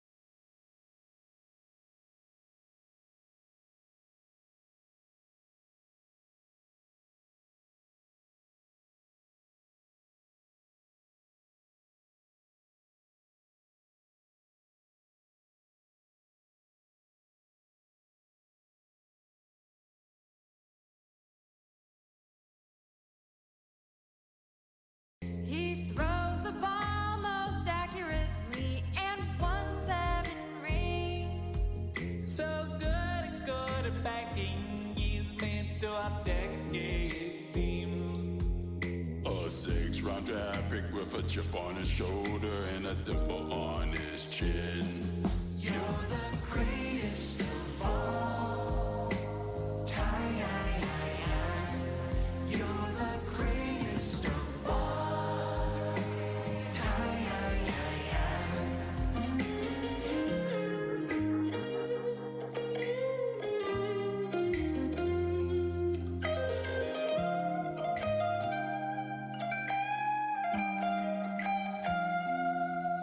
He broke so many records and reached unattainable goals. I said he was done 10 years ago when he shoved it down my throat. He played the Jets twice a year and always ripped out their souls. And just like that, he left us all wanting more. He's a certified gold. You're the greatest of all time. You're the greatest of all time. You're the greatest of all. The greatest of all time. You're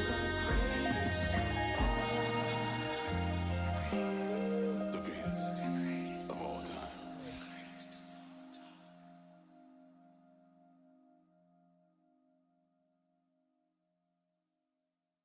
Huzzah! After an incredible season, the big game is finally here. Ugh, have fun. I don't even care who's in the big game, unless it's my Steelers. Come on, Jess. A game they call Super and a town they call Tinsel await.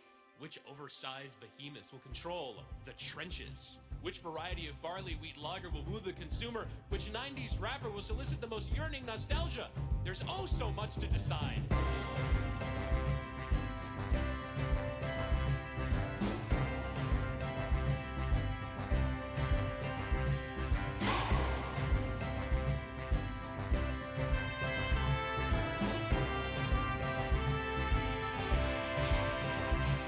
A game so big, one can only dream of the brightest light shining on your team. But if my team's not there, why even go? With no one to cheer on, I don't get the show. Oh, tell me, you got the reasons. You got the reasons. Take me there. Take me there. Just take me there. The Super Bowl, the Super Bowl, the Super Bowl, the Super Bowl, the Super Bowl, the Super Bowl, the Super Bowl, the Super Bowl. I hope you're starting to see the light. Regardless of who's in it, it's a spectacle. I think I'm starting to come around. Like, for instance, everybody wagering on a team. Chris Collinsworth sliding into your screen.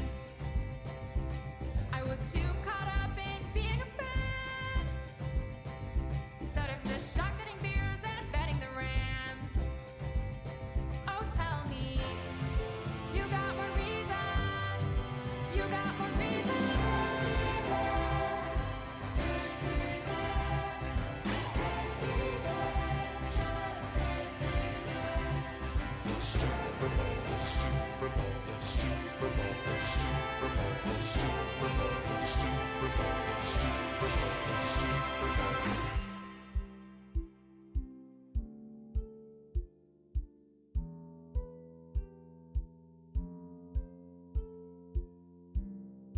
Anything you want, everything you need, you can get it all. Pat McAfee, writings on the wall. What's it gonna be? You'll see Marshall Falk and Mariucci. Anything you want, everything you need, you can get it all from Dominique. Writings on the wall. What's it gonna be? You can get it all. Kyle Brands, Going out west for the Super Bowl. Going out west for the Super Bowl. My team's not there, but I'm gonna show. My team's also not there, but I'm gonna show. Everybody knows it's bound to be. Everybody knows it's bound to be The greatest night for you and me.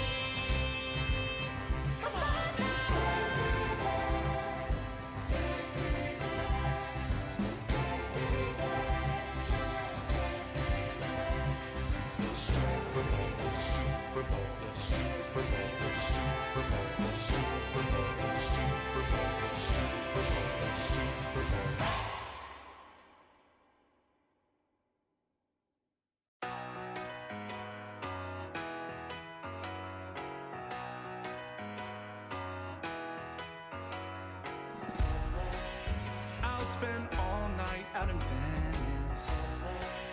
Then make castles in the sand.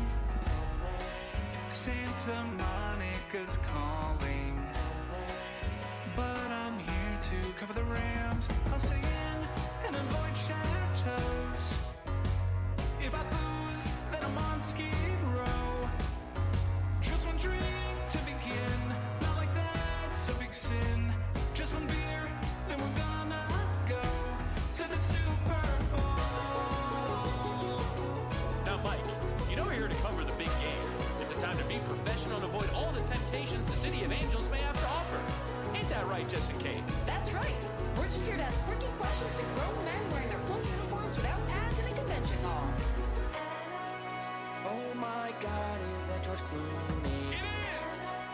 Maybe one scotch at the Roxy. Come on now! One shot at whiskey, a go-go. There we go! Now we're drinking Jordan Boyd. Temptations, but a job to do. Professionals with a drink or two. Just a thimble of gin, and then I'll be locked in. After gin, then we're gonna go to the Super Bowl. To the Super Bowl. Super Bowl. I mean, we have been locked up for a while. Yeah, there's no rule against covering the big game and enjoying La La Land. Wait a minute, it's the Walk of Fame. So much to see instead of the big game. And the traffic is bad on La Brea. So come on, join me in popping tequila. Get it! I'm just here to drink and find Lewis Hamilton. Hey, guys. I'm Brand. You gonna shotgun a beer or what? I don't feel so good. I am genuinely fucked up right now.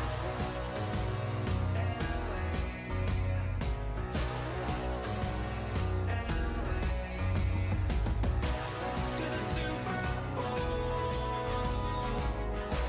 To the Super Bowl. Super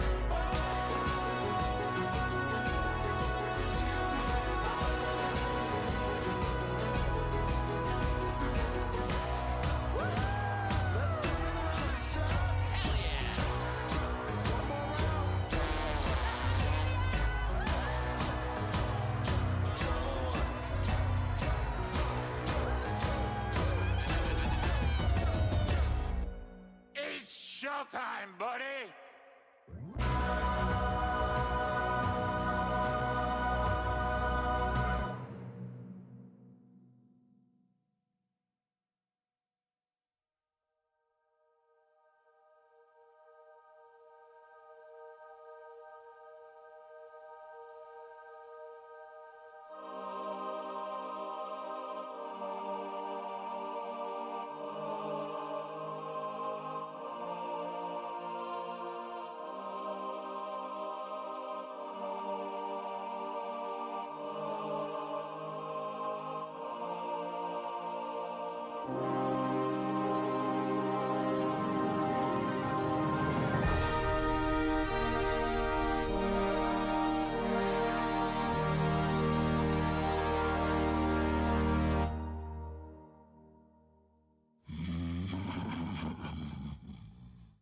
The Bengal speaks.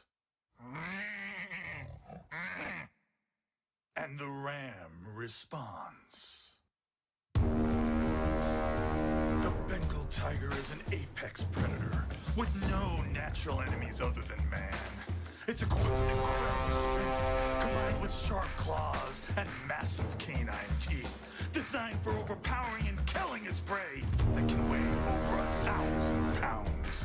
It is, in reality, a finely tuned killing machine. The ram, on the other hand, though extremely quick and powerful in its own right, is a vegetarian that does not have to hunt down and kill to survive. Their massive horns are powerful, and they do have the ability to severely injure an animal with a well-placed bow, giving them the opportunity to escape. But for one to be able to overtake a Bengal tiger in a fight to the death would require a small miracle. Stafford with the ball, with 6 minutes left, down 4 points, with 79 yards to go.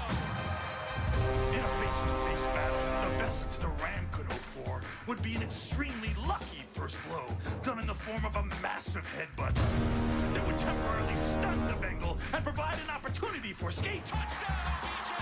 That, however, is unlikely.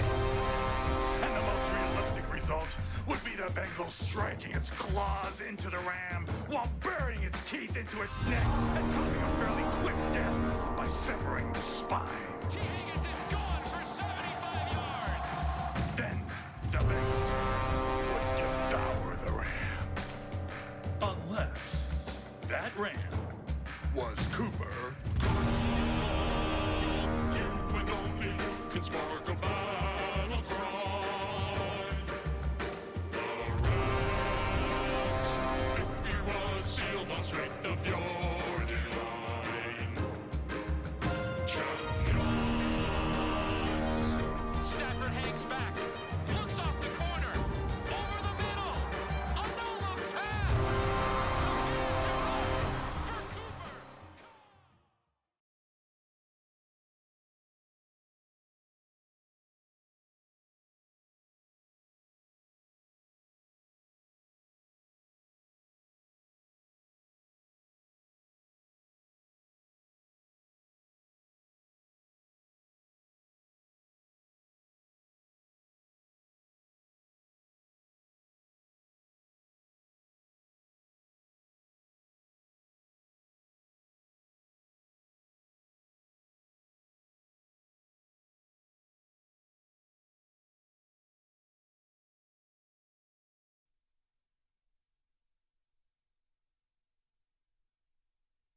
I'm Juju Gotti, Alex on the cameraman. Welcome back to Unrivaled Coverage. We're going to take y'all through a couple of experiences today and, of course, highlight these beautiful, wonderful athletes in this Unrivaled League. Let's go, baby.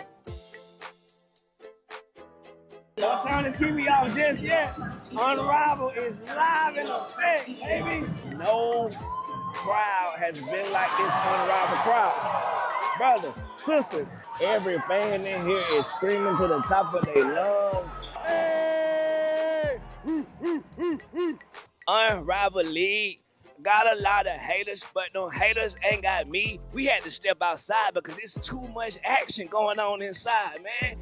This is my favorite player in the WNBA history of all time. You feel me? How has this experience been for you guys so far? It's wonderful to get out here, support women in sports, where we're interacting with the fans who really make sports, who really bring it alive, who really just bring that togetherness and element in sports. And so just to interact with them and how much they love it and how much they support it, that's just been amazing to be a part of. Let's go, Angel. Let's go, Angel. If I catch a t-shirt, I'm gonna go crazy. Oh, 10 yards away, 10 yards short. The vinyl pulled it out, man. Ain't nothing better than the winning score, bro. This AKA the Elam ending. That gave these girls a chance to get back in the game, bro. Every fourth quarter gonna be interesting as hell moving forward, man. Salute to the vinyl. Salute to look at all the love in the building, man. It's a packed house. Unrivaled League, it's taking off like a rocket. So I suggest you get your seatbelt and a ticket for yourself. You dig me? Come on, man. Speaking of Unrivaled, Dan, you know where I have no rivals, our fantasy football contest. Oh, you participate boy. this week. Diana, did you participate in our fantasy football contest this week presented by Smirnoff? Go to dkng.co/Smirnoff. Every week, Diana, you set your roster from scratch. You don't. What you did last week doesn't matter.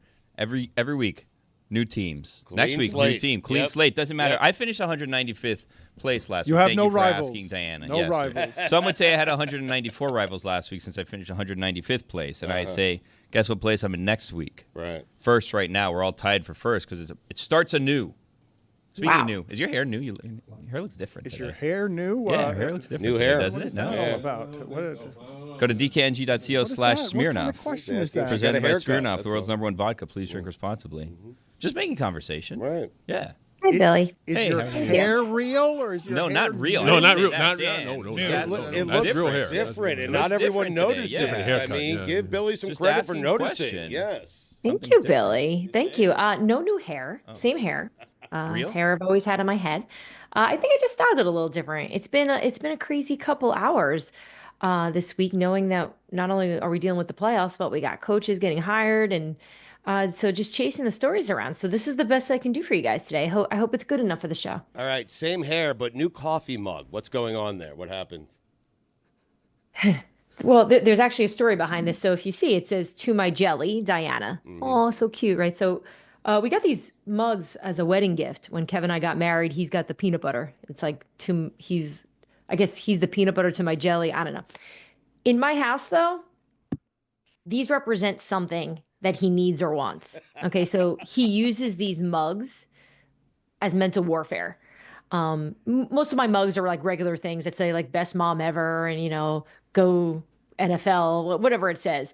Go NFL is one of the worst mugs I've ever. Great mug. Go Yeah. NFL. I'll have 4. Great mug. Let her finish. Someone, The shield. Best divisional playoff weekend ever. That cannot be Somebody- selling very much. Somebody has to make me a shirt that just says "Go NFL." That's amazing. That's a good idea. You guys always have the good ideas. So when I saw this morning, he uses this when we're either in a fight or he wants something. So I saw it on the counter today with my coffee already made. He gets up at 4. So as soon as I get up, it's all ready to go. And I know what this is. This is, I want to go to Philadelphia on Sunday for the NFC Championship game. He went last weekend because remember, guys, last time I was with you, I said that Kevin and I were trying to figure out what we wanted to do. I needed to go to the game to do my job.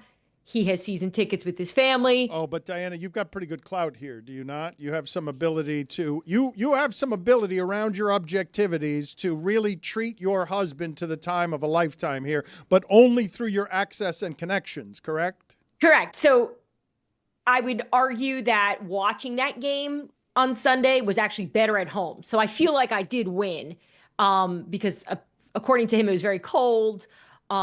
They were crying, all of it. Everything he's wanted and lived for happened on Sunday. But obviously there's more to this. So now we are trying to figure out what we're going to do on Sunday because the senior NFL insider for The Athletic, owned by the New York Times, would like to attend the NFC Championship game.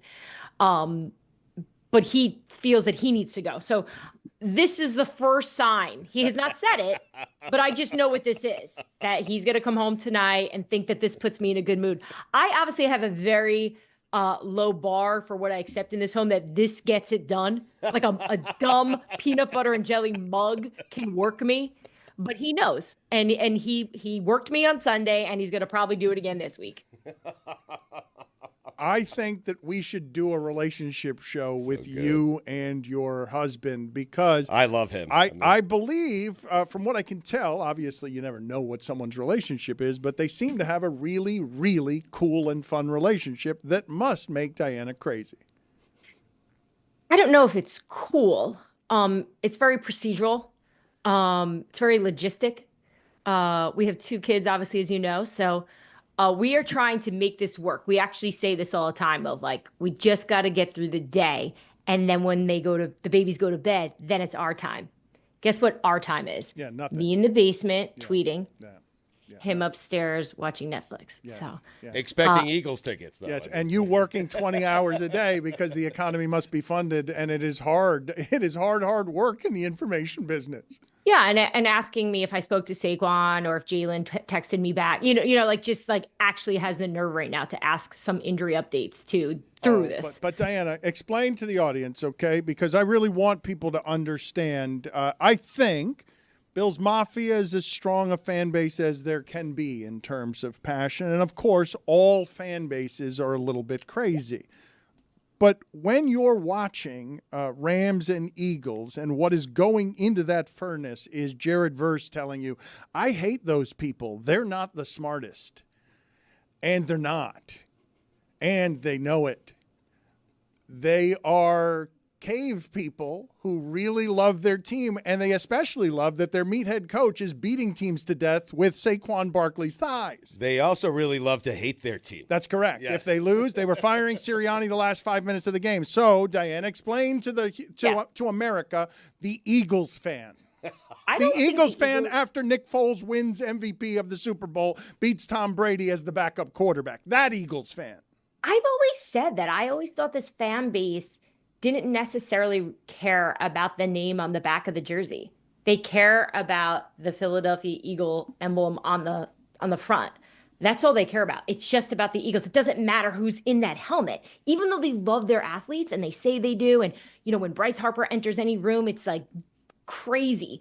Whoever their star player is, Saquon right now at this moment, to them, though, it's just about Philadelphia winning no matter what it takes. And the Sirianni argument, especially in this house, has been so up and down because Kevin is a lot like Stu when it comes to him. He's like, the guy wins. I don't care if you think he's not the greatest coach. I don't care if you think Sean McVay could run laps around him when it comes to game management and coaching decisions and locker room and culture and all the great things that come with Sean McVay. He's like, he won the game. That's all that matters. And I kind of think that that's just like a small microcosm of how Eagles fans do it. And it is a religion.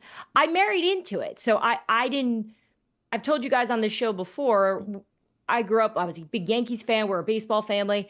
But the level of this, it's so committed that just think about the situation I have in my house. It is my job to cover football. And I'm actually considering not doing that job because I understand the importance that it is for him to attend this and watch this in person because I know how much it means to him. This is the part that I want to get into because it is funny to watch this Eagles fan base fall in love with this team. It's different than basketball. It's different. Whatever you view, it's much different than baseball. Football mattering in this town and having the team that's tougher than all the other teams. When we make Mark Wahlberg movies about this tough, gritty city and how its football team represents to the world, the identity that Philadelphia gets from this football team that beats you to death. It's not just a football team that's winning the way Nick Foles did. They stop the run, they run the ball. No, it's Saquon Barkley for 200 yards because he's tougher than all of your players or stronger or more physically fit. I don't think I understand totally what's in your household. You have to choose you there. Mom has to choose mom and her job there. And I think mom wants to be at that game doing her job. Does she not? I would choose a babysitter. I am always. I would choose the other game. Yeah, my babysitter's in Kansas City watching the Bills. That would be my luck. I think for our overall happiness at this point, he attending that game with his father and brothers is probably more important than me talking to AJ Brown after the game. I have to weigh it. But you guys know my style. Like, I'm a boots on the ground kind of reporter. I left ESPN for The Athletic, right? So my career's a little different now. I'm not at the games as much. I'm not at practice the way I used to be. So these opportunities, these big games, give me this chance to then go be around the sport I love and see it in person. So we're weighing this. And I think at the end of the day, as much as I love my career, and you guys know I come on the show and I talk about how committed I am to trying to be the best at this, I think I need my household to be happy in order for the rest of it to fall together. So I think in this moment, I don't want to look back in a few years and let's just say the Eagles never go back to the NFC Championship game and think, I went to just do another NFC Championship game, my 10th one, and Kev missed out on something with his dad and his brothers and the rest of Philadelphia because everyone will be attending. Because it's not like I have anyone to watch my kids because they'll all be at the game. Has one of your favorite mugs ever accidentally broke after maybe things didn't go your husband's way?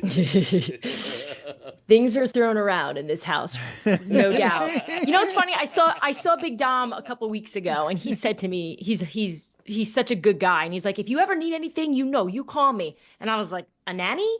And he's like, just call me. And maybe that's who I need to call in this situation. Well, right I now. want to ask how many people you actually trust with your kids, but now you've led me to the other question of tell me the stories involved. Not too many details, just objects thrown in the house.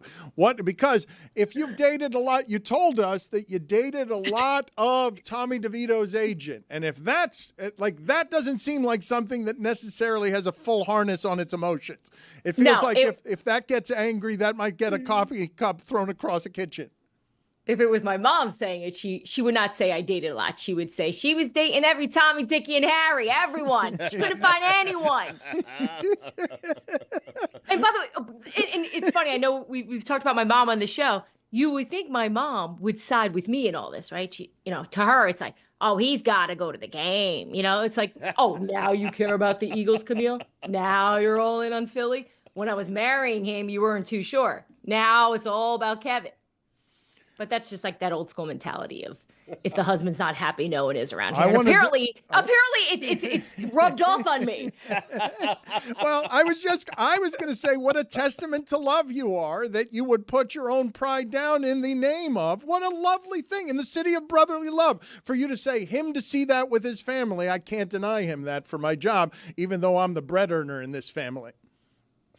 I'm only doing this because this is going to get picked up on Philly radio, and my father-in-law and my brother-in-laws are all listening to that. So I don't want to deal with the wrath that comes with it because I did it once, and boy, did that cause a problem. So this version is just the watered-down version. When I get off the show, I'm going to be calling up, I'm going to the game. Figure it out. The kids are in the driveway in the car seats. How many people do you trust with the kids? Not enough, right? Like it makes it too hard. I know I can't get my wife to trust anyone with the pets. I don't trust that people will not pull their hair out with my children. It's not I will put them with anybody if anyone wants to help out. I don't know if anyone actually wants to experience this. They're 3 and 2. They think they're dinosaurs. They bite each other all day long. All they want to do is wrestle each other. So it's not like you can just sit and hang with them and, scroll through TikTok. You have to get down with them and separate them at all times because it's just a constant war zone in my house. So it's not so much about finding someone. It's not so much about them and feeling that motherly connection of, I don't trust anyone out there with my children. No. I need anyone sane that wants to deal with this. It should be a punishment for someone, actually. You're unleashing untrained Eagle fan, Eagle dad descendants into the world, and they want to eat each other's ankles. Okay, I got it. Can you help me understand what we should take from the Ravens-Bills game? Obviously, there's going to be a lot of people talking about a lot of different angles, but the most interesting one to you was blank. Sean McDermott's preparation and how he got the Bills ready. They were tougher. They were more physical. And while Sean McDermott's definitely gotten a lot of credit this season for putting his team in a good position with a roster that I don't think was really blowing anyone away earlier in the year, I just think they had a great game plan for the Baltimore Ravens when we've seen so many other teams struggle against Baltimore. They think they know how to slow them down. They always say, I've talked to a million defensive coordinators leading up to games where they face the Ravens, and they all say the same thing. They actually executed it, though. So I just thought this was a great game for their head coach. Are the Jets going to hire the guy that gave up 45 points to the Commanders at home? Possibly. I think Aaron Glenn is definitely their number one choice. He's in the building right now. I don't think they're going to let this guy out unless he signs this contract or at least agrees to it. It has been a very long search. They've interviewed multiple candidates, as you guys know. They never met with Ben Johnson, but I know from having a couple conversations, it was kind of Mike Vrabel, and then they didn't know what they wanted to do. And then they met with Aaron Glenn, and they're really happy with him. So we'll see if they'll be able to get that done. I expect that to get done. Let's speed her up. Let's speed her up right now. Oh, here we go. Here we go. Give her the music. Last year, Ben Johnson didn't take any head coaching jobs because he felt like he had unfinished business with the Detroit Lions, and I guess he didn't like any of the jobs. But then he goes inside the division? What about the unfinished business, and why is Chicago so attractive to him? Growth, self-awareness, all the things that you want from a leader, and that's what he had last year in making that decision to stay in Detroit. And he's learned a lot about losing. He's learned a lot about winning. Now he's going to Chicago because he's got the quarterback. He believes in Caleb Williams. There's a lot of people around the league who think that Caleb Williams is untapped talent. He hasn't had the right coaching, and Ben Johnson's going to bring out the best version of him. That's the choice, right? If we were going rapid fire and I were to say Ben Johnson, why now? You'd say that quarterback. Yep. That is the reason. Like, everyone wants to know what would happen. Was the Raiders just a play for him to get a better deal, more money? No, the Raiders were real. Tom Brady was a very convincing owner in trying to get Ben Johnson to go there because they were going to make it the Brady way. But in the end, In the end, I think Ben Johnson said, I need the quarterback. Vegas doesn't have it. I don't think the Jacksonville setup is for me. Chicago has the best scenario for me. I'm going there to coach Caleb Williams. Yeah, that was going to be my next question. In terms of attractive quarterback, most of the head coaches out on the market view Caleb Williams as more attractive than Trevor Lawrence? Yeah, for sure. Young, rookie deal here. And also, there's still really good pieces in Chicago. And, you'll see some fans out there going, but it's Chicago, it's Chicago. Coaches aren't looking at it like that. They're just going, how C.J. can Stroud. I win quick? I wanted to hear that. C.J. Stroud. Yes. Is that a question or an answer? Yeah. I don't even know. I want this to go Rapid faster. fire. C.J. Stroud. Going to get paid a lot of money at you some also are point being here. very rude. Had a good game, improved as the season went on. I think they had a really tough season. I think they're going to address a lot of their weaknesses. Offensive line, obviously being the biggest Ryan issue. Day. Looked very tired. Yeah, he did. Sean McDermott. See, no, Ryan Day is exactly why you need to phrase a question around it. Like, Ryan Day's been trying to get into the pros for several years, but Well done, the pros have never been there. Hell, like the Ohio State fan base wanted him out. Do you think, with a couple of jobs open, Ryan Day may actually have some bites out there in the pros? I do not. I think Ryan Day is going to stay at Ohio State. He's happy to be there. They want him there now. And how the tides have turned, because you're right, just a few weeks ago, I was trying to find out who was going to be the next Ohio State coach. But he obviously won this thing out, and they believe in him. I think he'll stay there. Marcus Freeman was the one I was watching. Wow. In the game last night. Marcus That was the one. We're all watching. He had an interesting quote about that. He really opened the door to it. He's usually been stronger about the next level. This one was come get me. That, because, Mike, I believe if the Chicago Bears didn't land on Ben Johnson, if Ben Johnson wound up going to the Raiders, I think that there was a world where the Bears were going to try to get Marcus Freeman to at least meet with them. The question would have been, would Marcus be willing to do it? He just got paid by Notre Dame, obviously. He likes being there. But they definitely wanted him. When you say you were looking at Marcus Freeman, you were also looking at Marcus Freeman the way we all look at Marcus Freeman, or you were just looking at him professionally? You were just looking at him. Yeah, I was looking at him professionally. I do think some of the camera shots and some of the social media posts about him are really thirsty. Like, there's just it's like a lot. Like, every time they show him, it's not just like a regular shot of a coach. It's like there's a lot of electricity around him, and I think there's some fans out there who enjoy looking at him. Not really my type, though. If the Bills lose to Kansas City this weekend, is there a possibility Sean McDermott's fired as the Bills head coach? What? No. What? I don't believe How? What are you doing? What, do you just keep him around? He has Josh Allen. What do you mean? What are you doing? I'm firing Sean McDermott if he loses. They've made Josh Allen not reckless. That is a coaching miracle. Correct. Let me try this Correct. one. That has been the biggest difference in Right. Josh Allen. If the Eagles lose, Nick Sirianni fired? No. This is all you want to do, Stugotz, is just fire everybody? coaching carousel. Last weekend, yes. Coaching This carousel weekend, is no. a different Wow, he's gone far enough where I had a lot of people in the league texting with me during the game, guys that aren't playing, obviously. And it was pretty wild right there in the last 5 minutes how many texts I got of Sirianni's going to get fired. And that not to be entertained or laugh at it, but it's at this point. Okay, with what the we're doing is roster- stupid. With Ryan Day and Sirianni, what we're doing is stupid, making it from quarter to quarter, the referendums on whether they should be fired It's insane. or not. Patrick Mahomes is 16-3 in the playoffs. He's already tied Joe Montana for wins in the playoffs. 16 is a crazy number. They're not that good at offense this year. Your Mahomes thoughts? Travis Kelce is. What's a power dynamic in Tennessee? They made on the surface what appears to be an impressive hire, but they've got a kooky front office set up with the head of football operations being a former assistant GM, rising to power almost above Rand Carthon, and now they make this hire. Is this new hire going to be the man to make all the decisions? Mike Ryan, the only person that's asked me about the Tennessee Titans in a year. They had the number 1 pick. I'm trying to figure out where Cam irrelevant. Ward's going. You No, reported. I know. Now it's getting. No, but Mike Ryan reported exclusively that he happened to know and he knew who the number 1 pick was going to be, and that's not gathered any steam at all. What? I mean, no. That was only a hypothetical if Lou Riddick went there along with That's Deion right. Sanders Yes. because of the Shador thing. By the way, Deion Sanders, what's going on with that? That died down. I told you guys last week when I came on. Look, could it go back? Could Jerry get desperate here and go, oh man, Kellen Moore, nah. Brian Schottenheimer, no. The Brian Schottenheimer thing is a little bizarre to me because obviously he's on the staff there in Dallas. But Jerry let the rest of the coaching staff that was in place with Mike McCarthy go.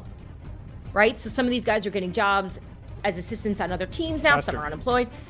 If you're going to hire someone in-house, wouldn't you want to keep the rest of that coaching staff intact? Again, no plan. Gallas had no plan. If there's been any takeaway from all of this, and just from even having conversations around the league, I don't think Jerry Jones believed that Mike McCarthy was really going to walk.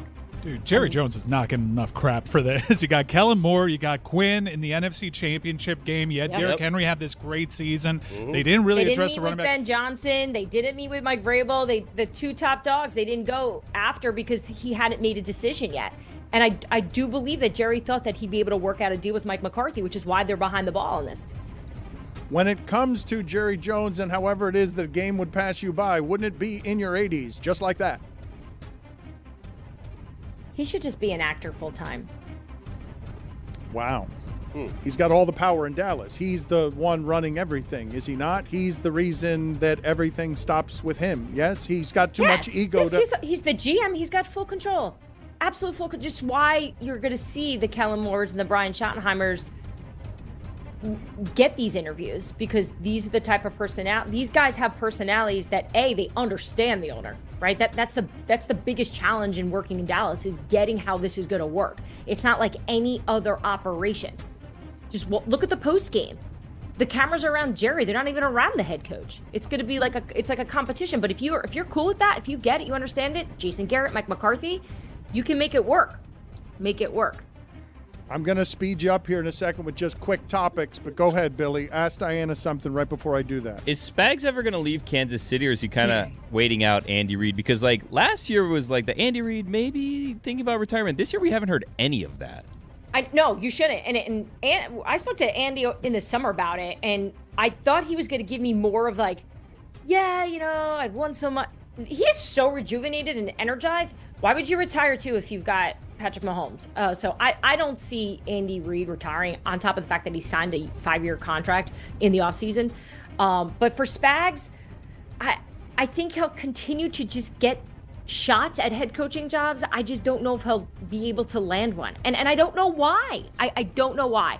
I just think he's so valuable and he's so good at being a coordinator, and that's okay. Diana, 20 seconds or less on each of these. 5 to close us out. Mike Tomlin. A great coach. Dan Campbell. Heartbroken. I didn't need 2 seconds or less. I needed 20 seconds or less. Oh, you want me to pontificate on each of them? Mike Tomlin's going to stay in Pittsburgh. I know there was a little chatter Schefter put out that teams or the Chicago Bears called about a trade possibility. I think that stuff happens a lot more than what we realize. Kevin Warren there, the president of the Chicago Bears, loves Mike Tomlin. So that makes all the sense of the world, but I don't think Mike Tomlin is going anywhere. Excellent. 20 seconds exactly. Dan Campbell. Dan Campbell, he's going to have to figure out what he's going to do with the coordinator positions, because he just lost his offensive coordinator. He's most likely losing his defensive coordinator probably today. So I think there's going to be a big shift and perhaps maybe even a step back, just like we saw with the Philadelphia Eagles that year that they won the Super Bowl and they lost both coordinators. Remember that? Jonathan Gannon went to Arizona. Shane Steichen went to the Indianapolis Colts. So I think losing coordinators always is a bigger storyline than you realize. Tom Brady has a lot of power in Las Vegas. For an owner, and we criticize owners all the time for getting too involved, this is the first time Tom Brady's doing this ownership thing. And I think we're all giving him a pass because he's Tom Brady, but it's a different beast. It's not playing quarterback. There's a lot more that goes into it, and replicating the way you do it in New England may not be the way in Vegas. Mark Andrews. Gosh.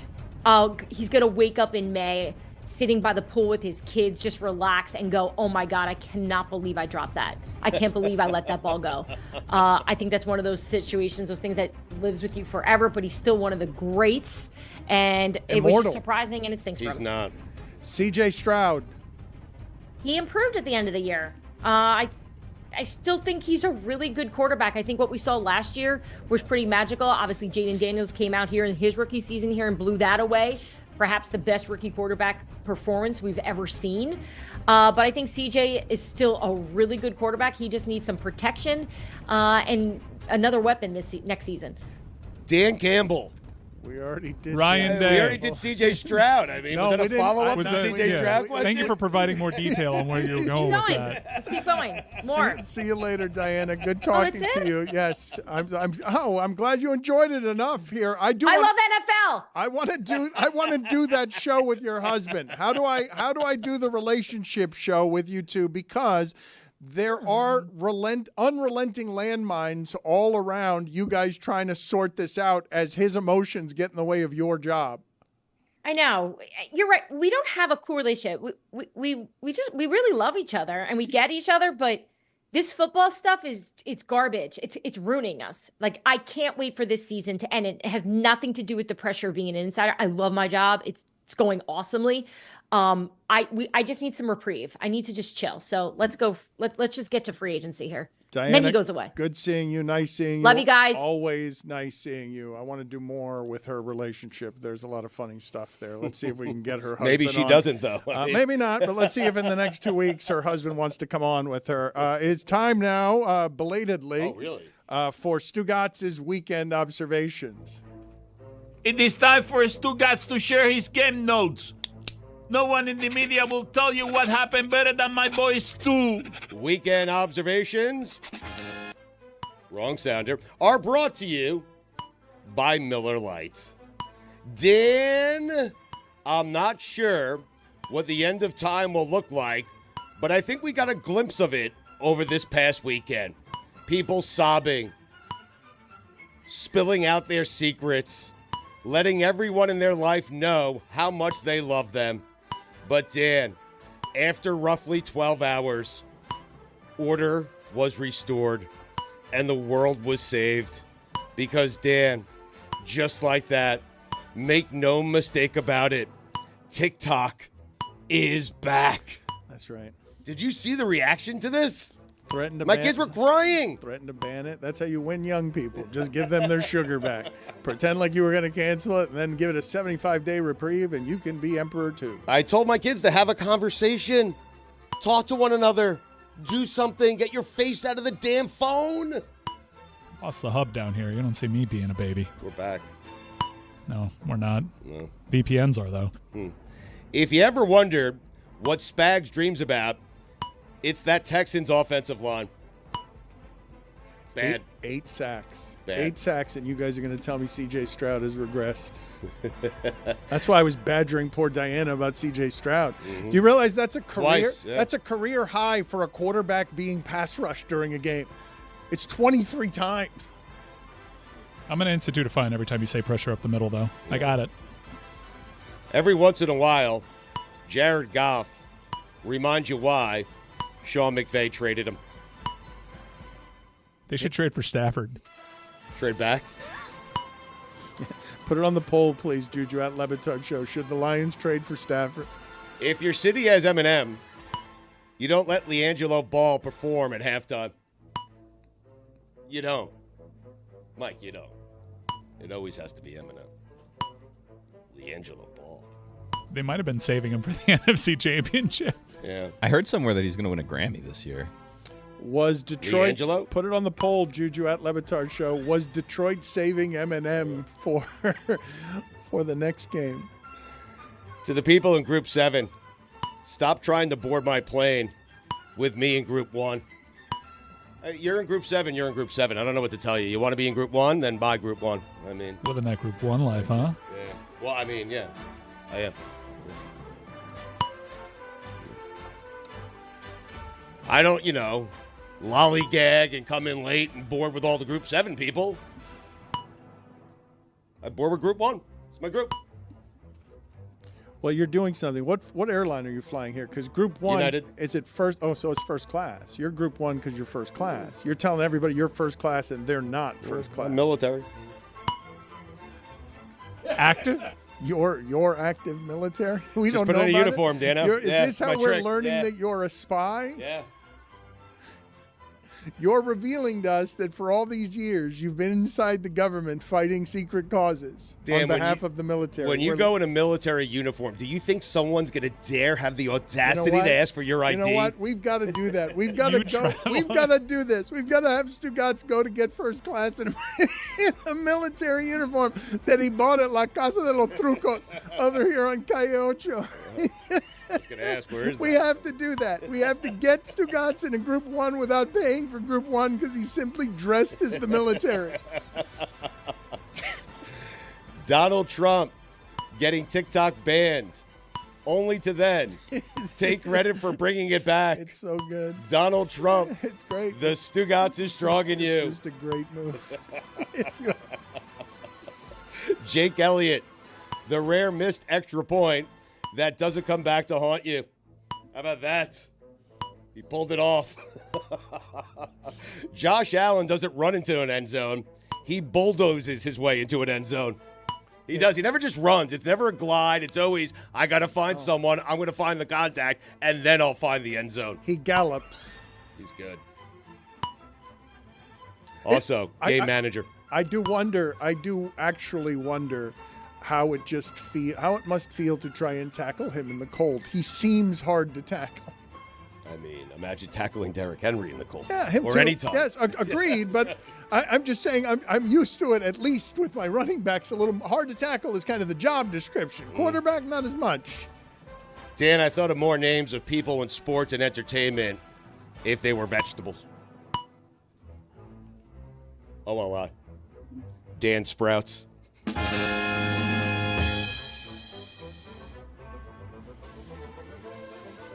Number 5. Not Dan Fouts, Dan Sprouts. Thank you for clarifying. Yeah. Novak Artichokovich. Pretty good. Number 4, Squash Allen. Number 3, Yam Adebayo. It's pretty good.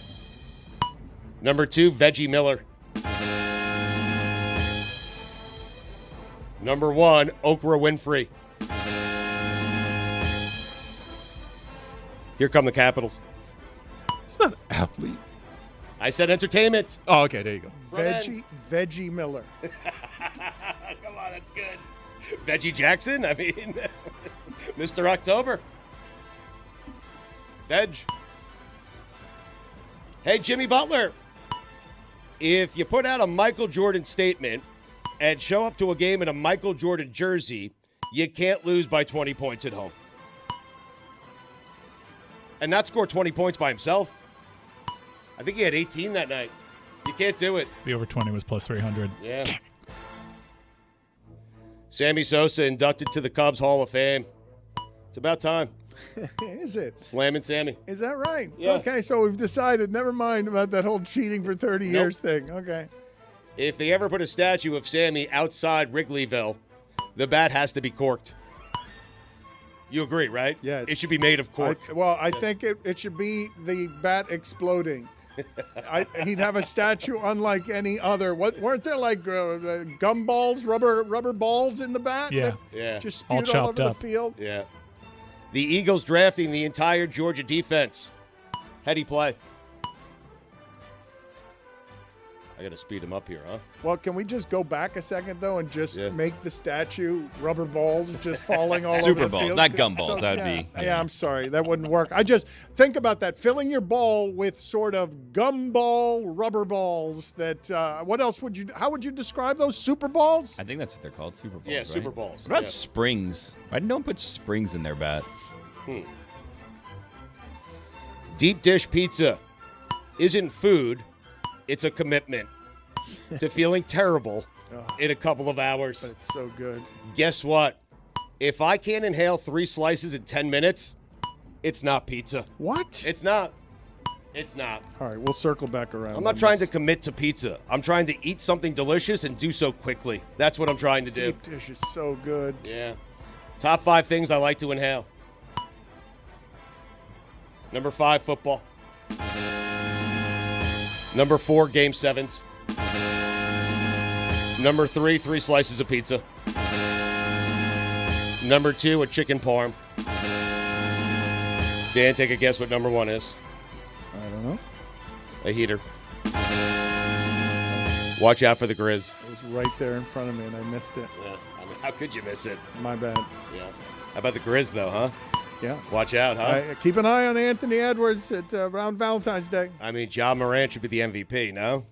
They're a different team without him. They're terrible without Ja. They're great with him. Where was I? We had a time? What am I doing? We've been out of time, but you've got 3 or 4 more pages there. Just 2. That's a fun. Dan Campbell. Do it without Ben Johnson and Aaron Glenn. Caleb Williams. You know what Ben Johnson means? It means you've run out of excuses. The guy who's in charge of the defense that gave up 45 points at home to the Commanders is likely going to be the next Jets head coach. I hate them. 45 Commanders, rookie. Stash this away in the Something to Ponder file. Sorry about that, Dan. No, it was Jared Goff's fault, though, was it not? Well, they should trade him for Stafford. Yeah. Stash this away in the Something to Ponder file. Who is the bigger Barkley in Philadelphia? Saquon? Whoa. Or Charles? Whoa. No need to discuss now. Whoa. Stash it away for a rainy day. I'm just asking. Put it on the poll, Juju. Bigger Barkley in Philadelphia, Charles or Saquon? When you get to the airport, there's nothing like going straight to your gate just to get a lay of the land. If I'm hungry, if I have to go to the bathroom, I don't do any of it. I go straight to where my plane is taking off just to see who's doing what, who's in Group 7, who's in Group 1, you know? One of the Little things lay of the land. I love about you traveling is your airport observations. Like the thing, like where clearly you're having just thoughts walking through the airport. Now imagine me being dressed as a Marine the entire time. It's great. I mean, we have to do it. We have to do I've done it. I mean. We have to get you on a flight and have video with you as you scam your way. I'm sure it's a crime of some sort. No wait at Nathan's. I mean, I tell you that. Stugotz wandering around as Sergeant full of shit, just going from trying to get perks at the airport. I like that name. Lieutenant Corporal full of shit. It's so good. It's such a good character. We could have a camera follow him through an airport. He would absolutely soak in the applause of having served in the military and possibly still serving in the military while only wearing a costume bought at La Casa de los Trucos. Chief Spills, otherwise known as Super Bowl 59. I love yelling, "Let him play!" when the refs throw a flag I don't agree with. Yes. Jeez, so many flags. Put it on the poll, Juju. Do you love yelling, "Let him play" when the ref throws a flag? TikTok's ban was like sex with Rick Pitino. Over before you even knew it happened. What happened there? It's just the joke at Pitino's expense. It's just old. It's Ohio tired. State, It's do it tired. against Michigan. How about that joke? Tired. It's just so That tired. one's 4 years old. 40% of Ryan Day's losses have come against Michigan. Yeah. Think about that. I He's do 70 and 10. You know, Ohio State, you know what? I'm here for the message. Fire him anyway. Because you're about beating Michigan. And the job is you got to beat Michigan. Fire him today. Yeah. Le Batard Show. Do it on MLK Day. The L in MLK doesn't stand for lazy. Dan Le Batard starting a business and then saying, "I know nothing about business." Dan, the Stugotz is strong in you. To the guy next to me on the plane who sneezed 8 times and then decided it was a good time to toss on the mask. Go fuck yourself. Wow. I'm sorry, Dan. No, you're not sorry. No, I am sorry. Come on, we're on. I'm not sorry to him. I'm sorry. I'm sorry. It's wrong. You don't do that. You don't do it. Not in these days, not in these times. You don't sneeze 8 times without a mask and then put the mask on. Keep the mask on. You're sick. Brown wave. Sorry. Sorry about that, Dan. I was yelling at you. You're not sorry, though. You just am cursed. sorry. You cursed on the Well, I don't like that guy. Just annoying. Either Kellen Moore or Dan Quinn will be coaching in the Super Bowl.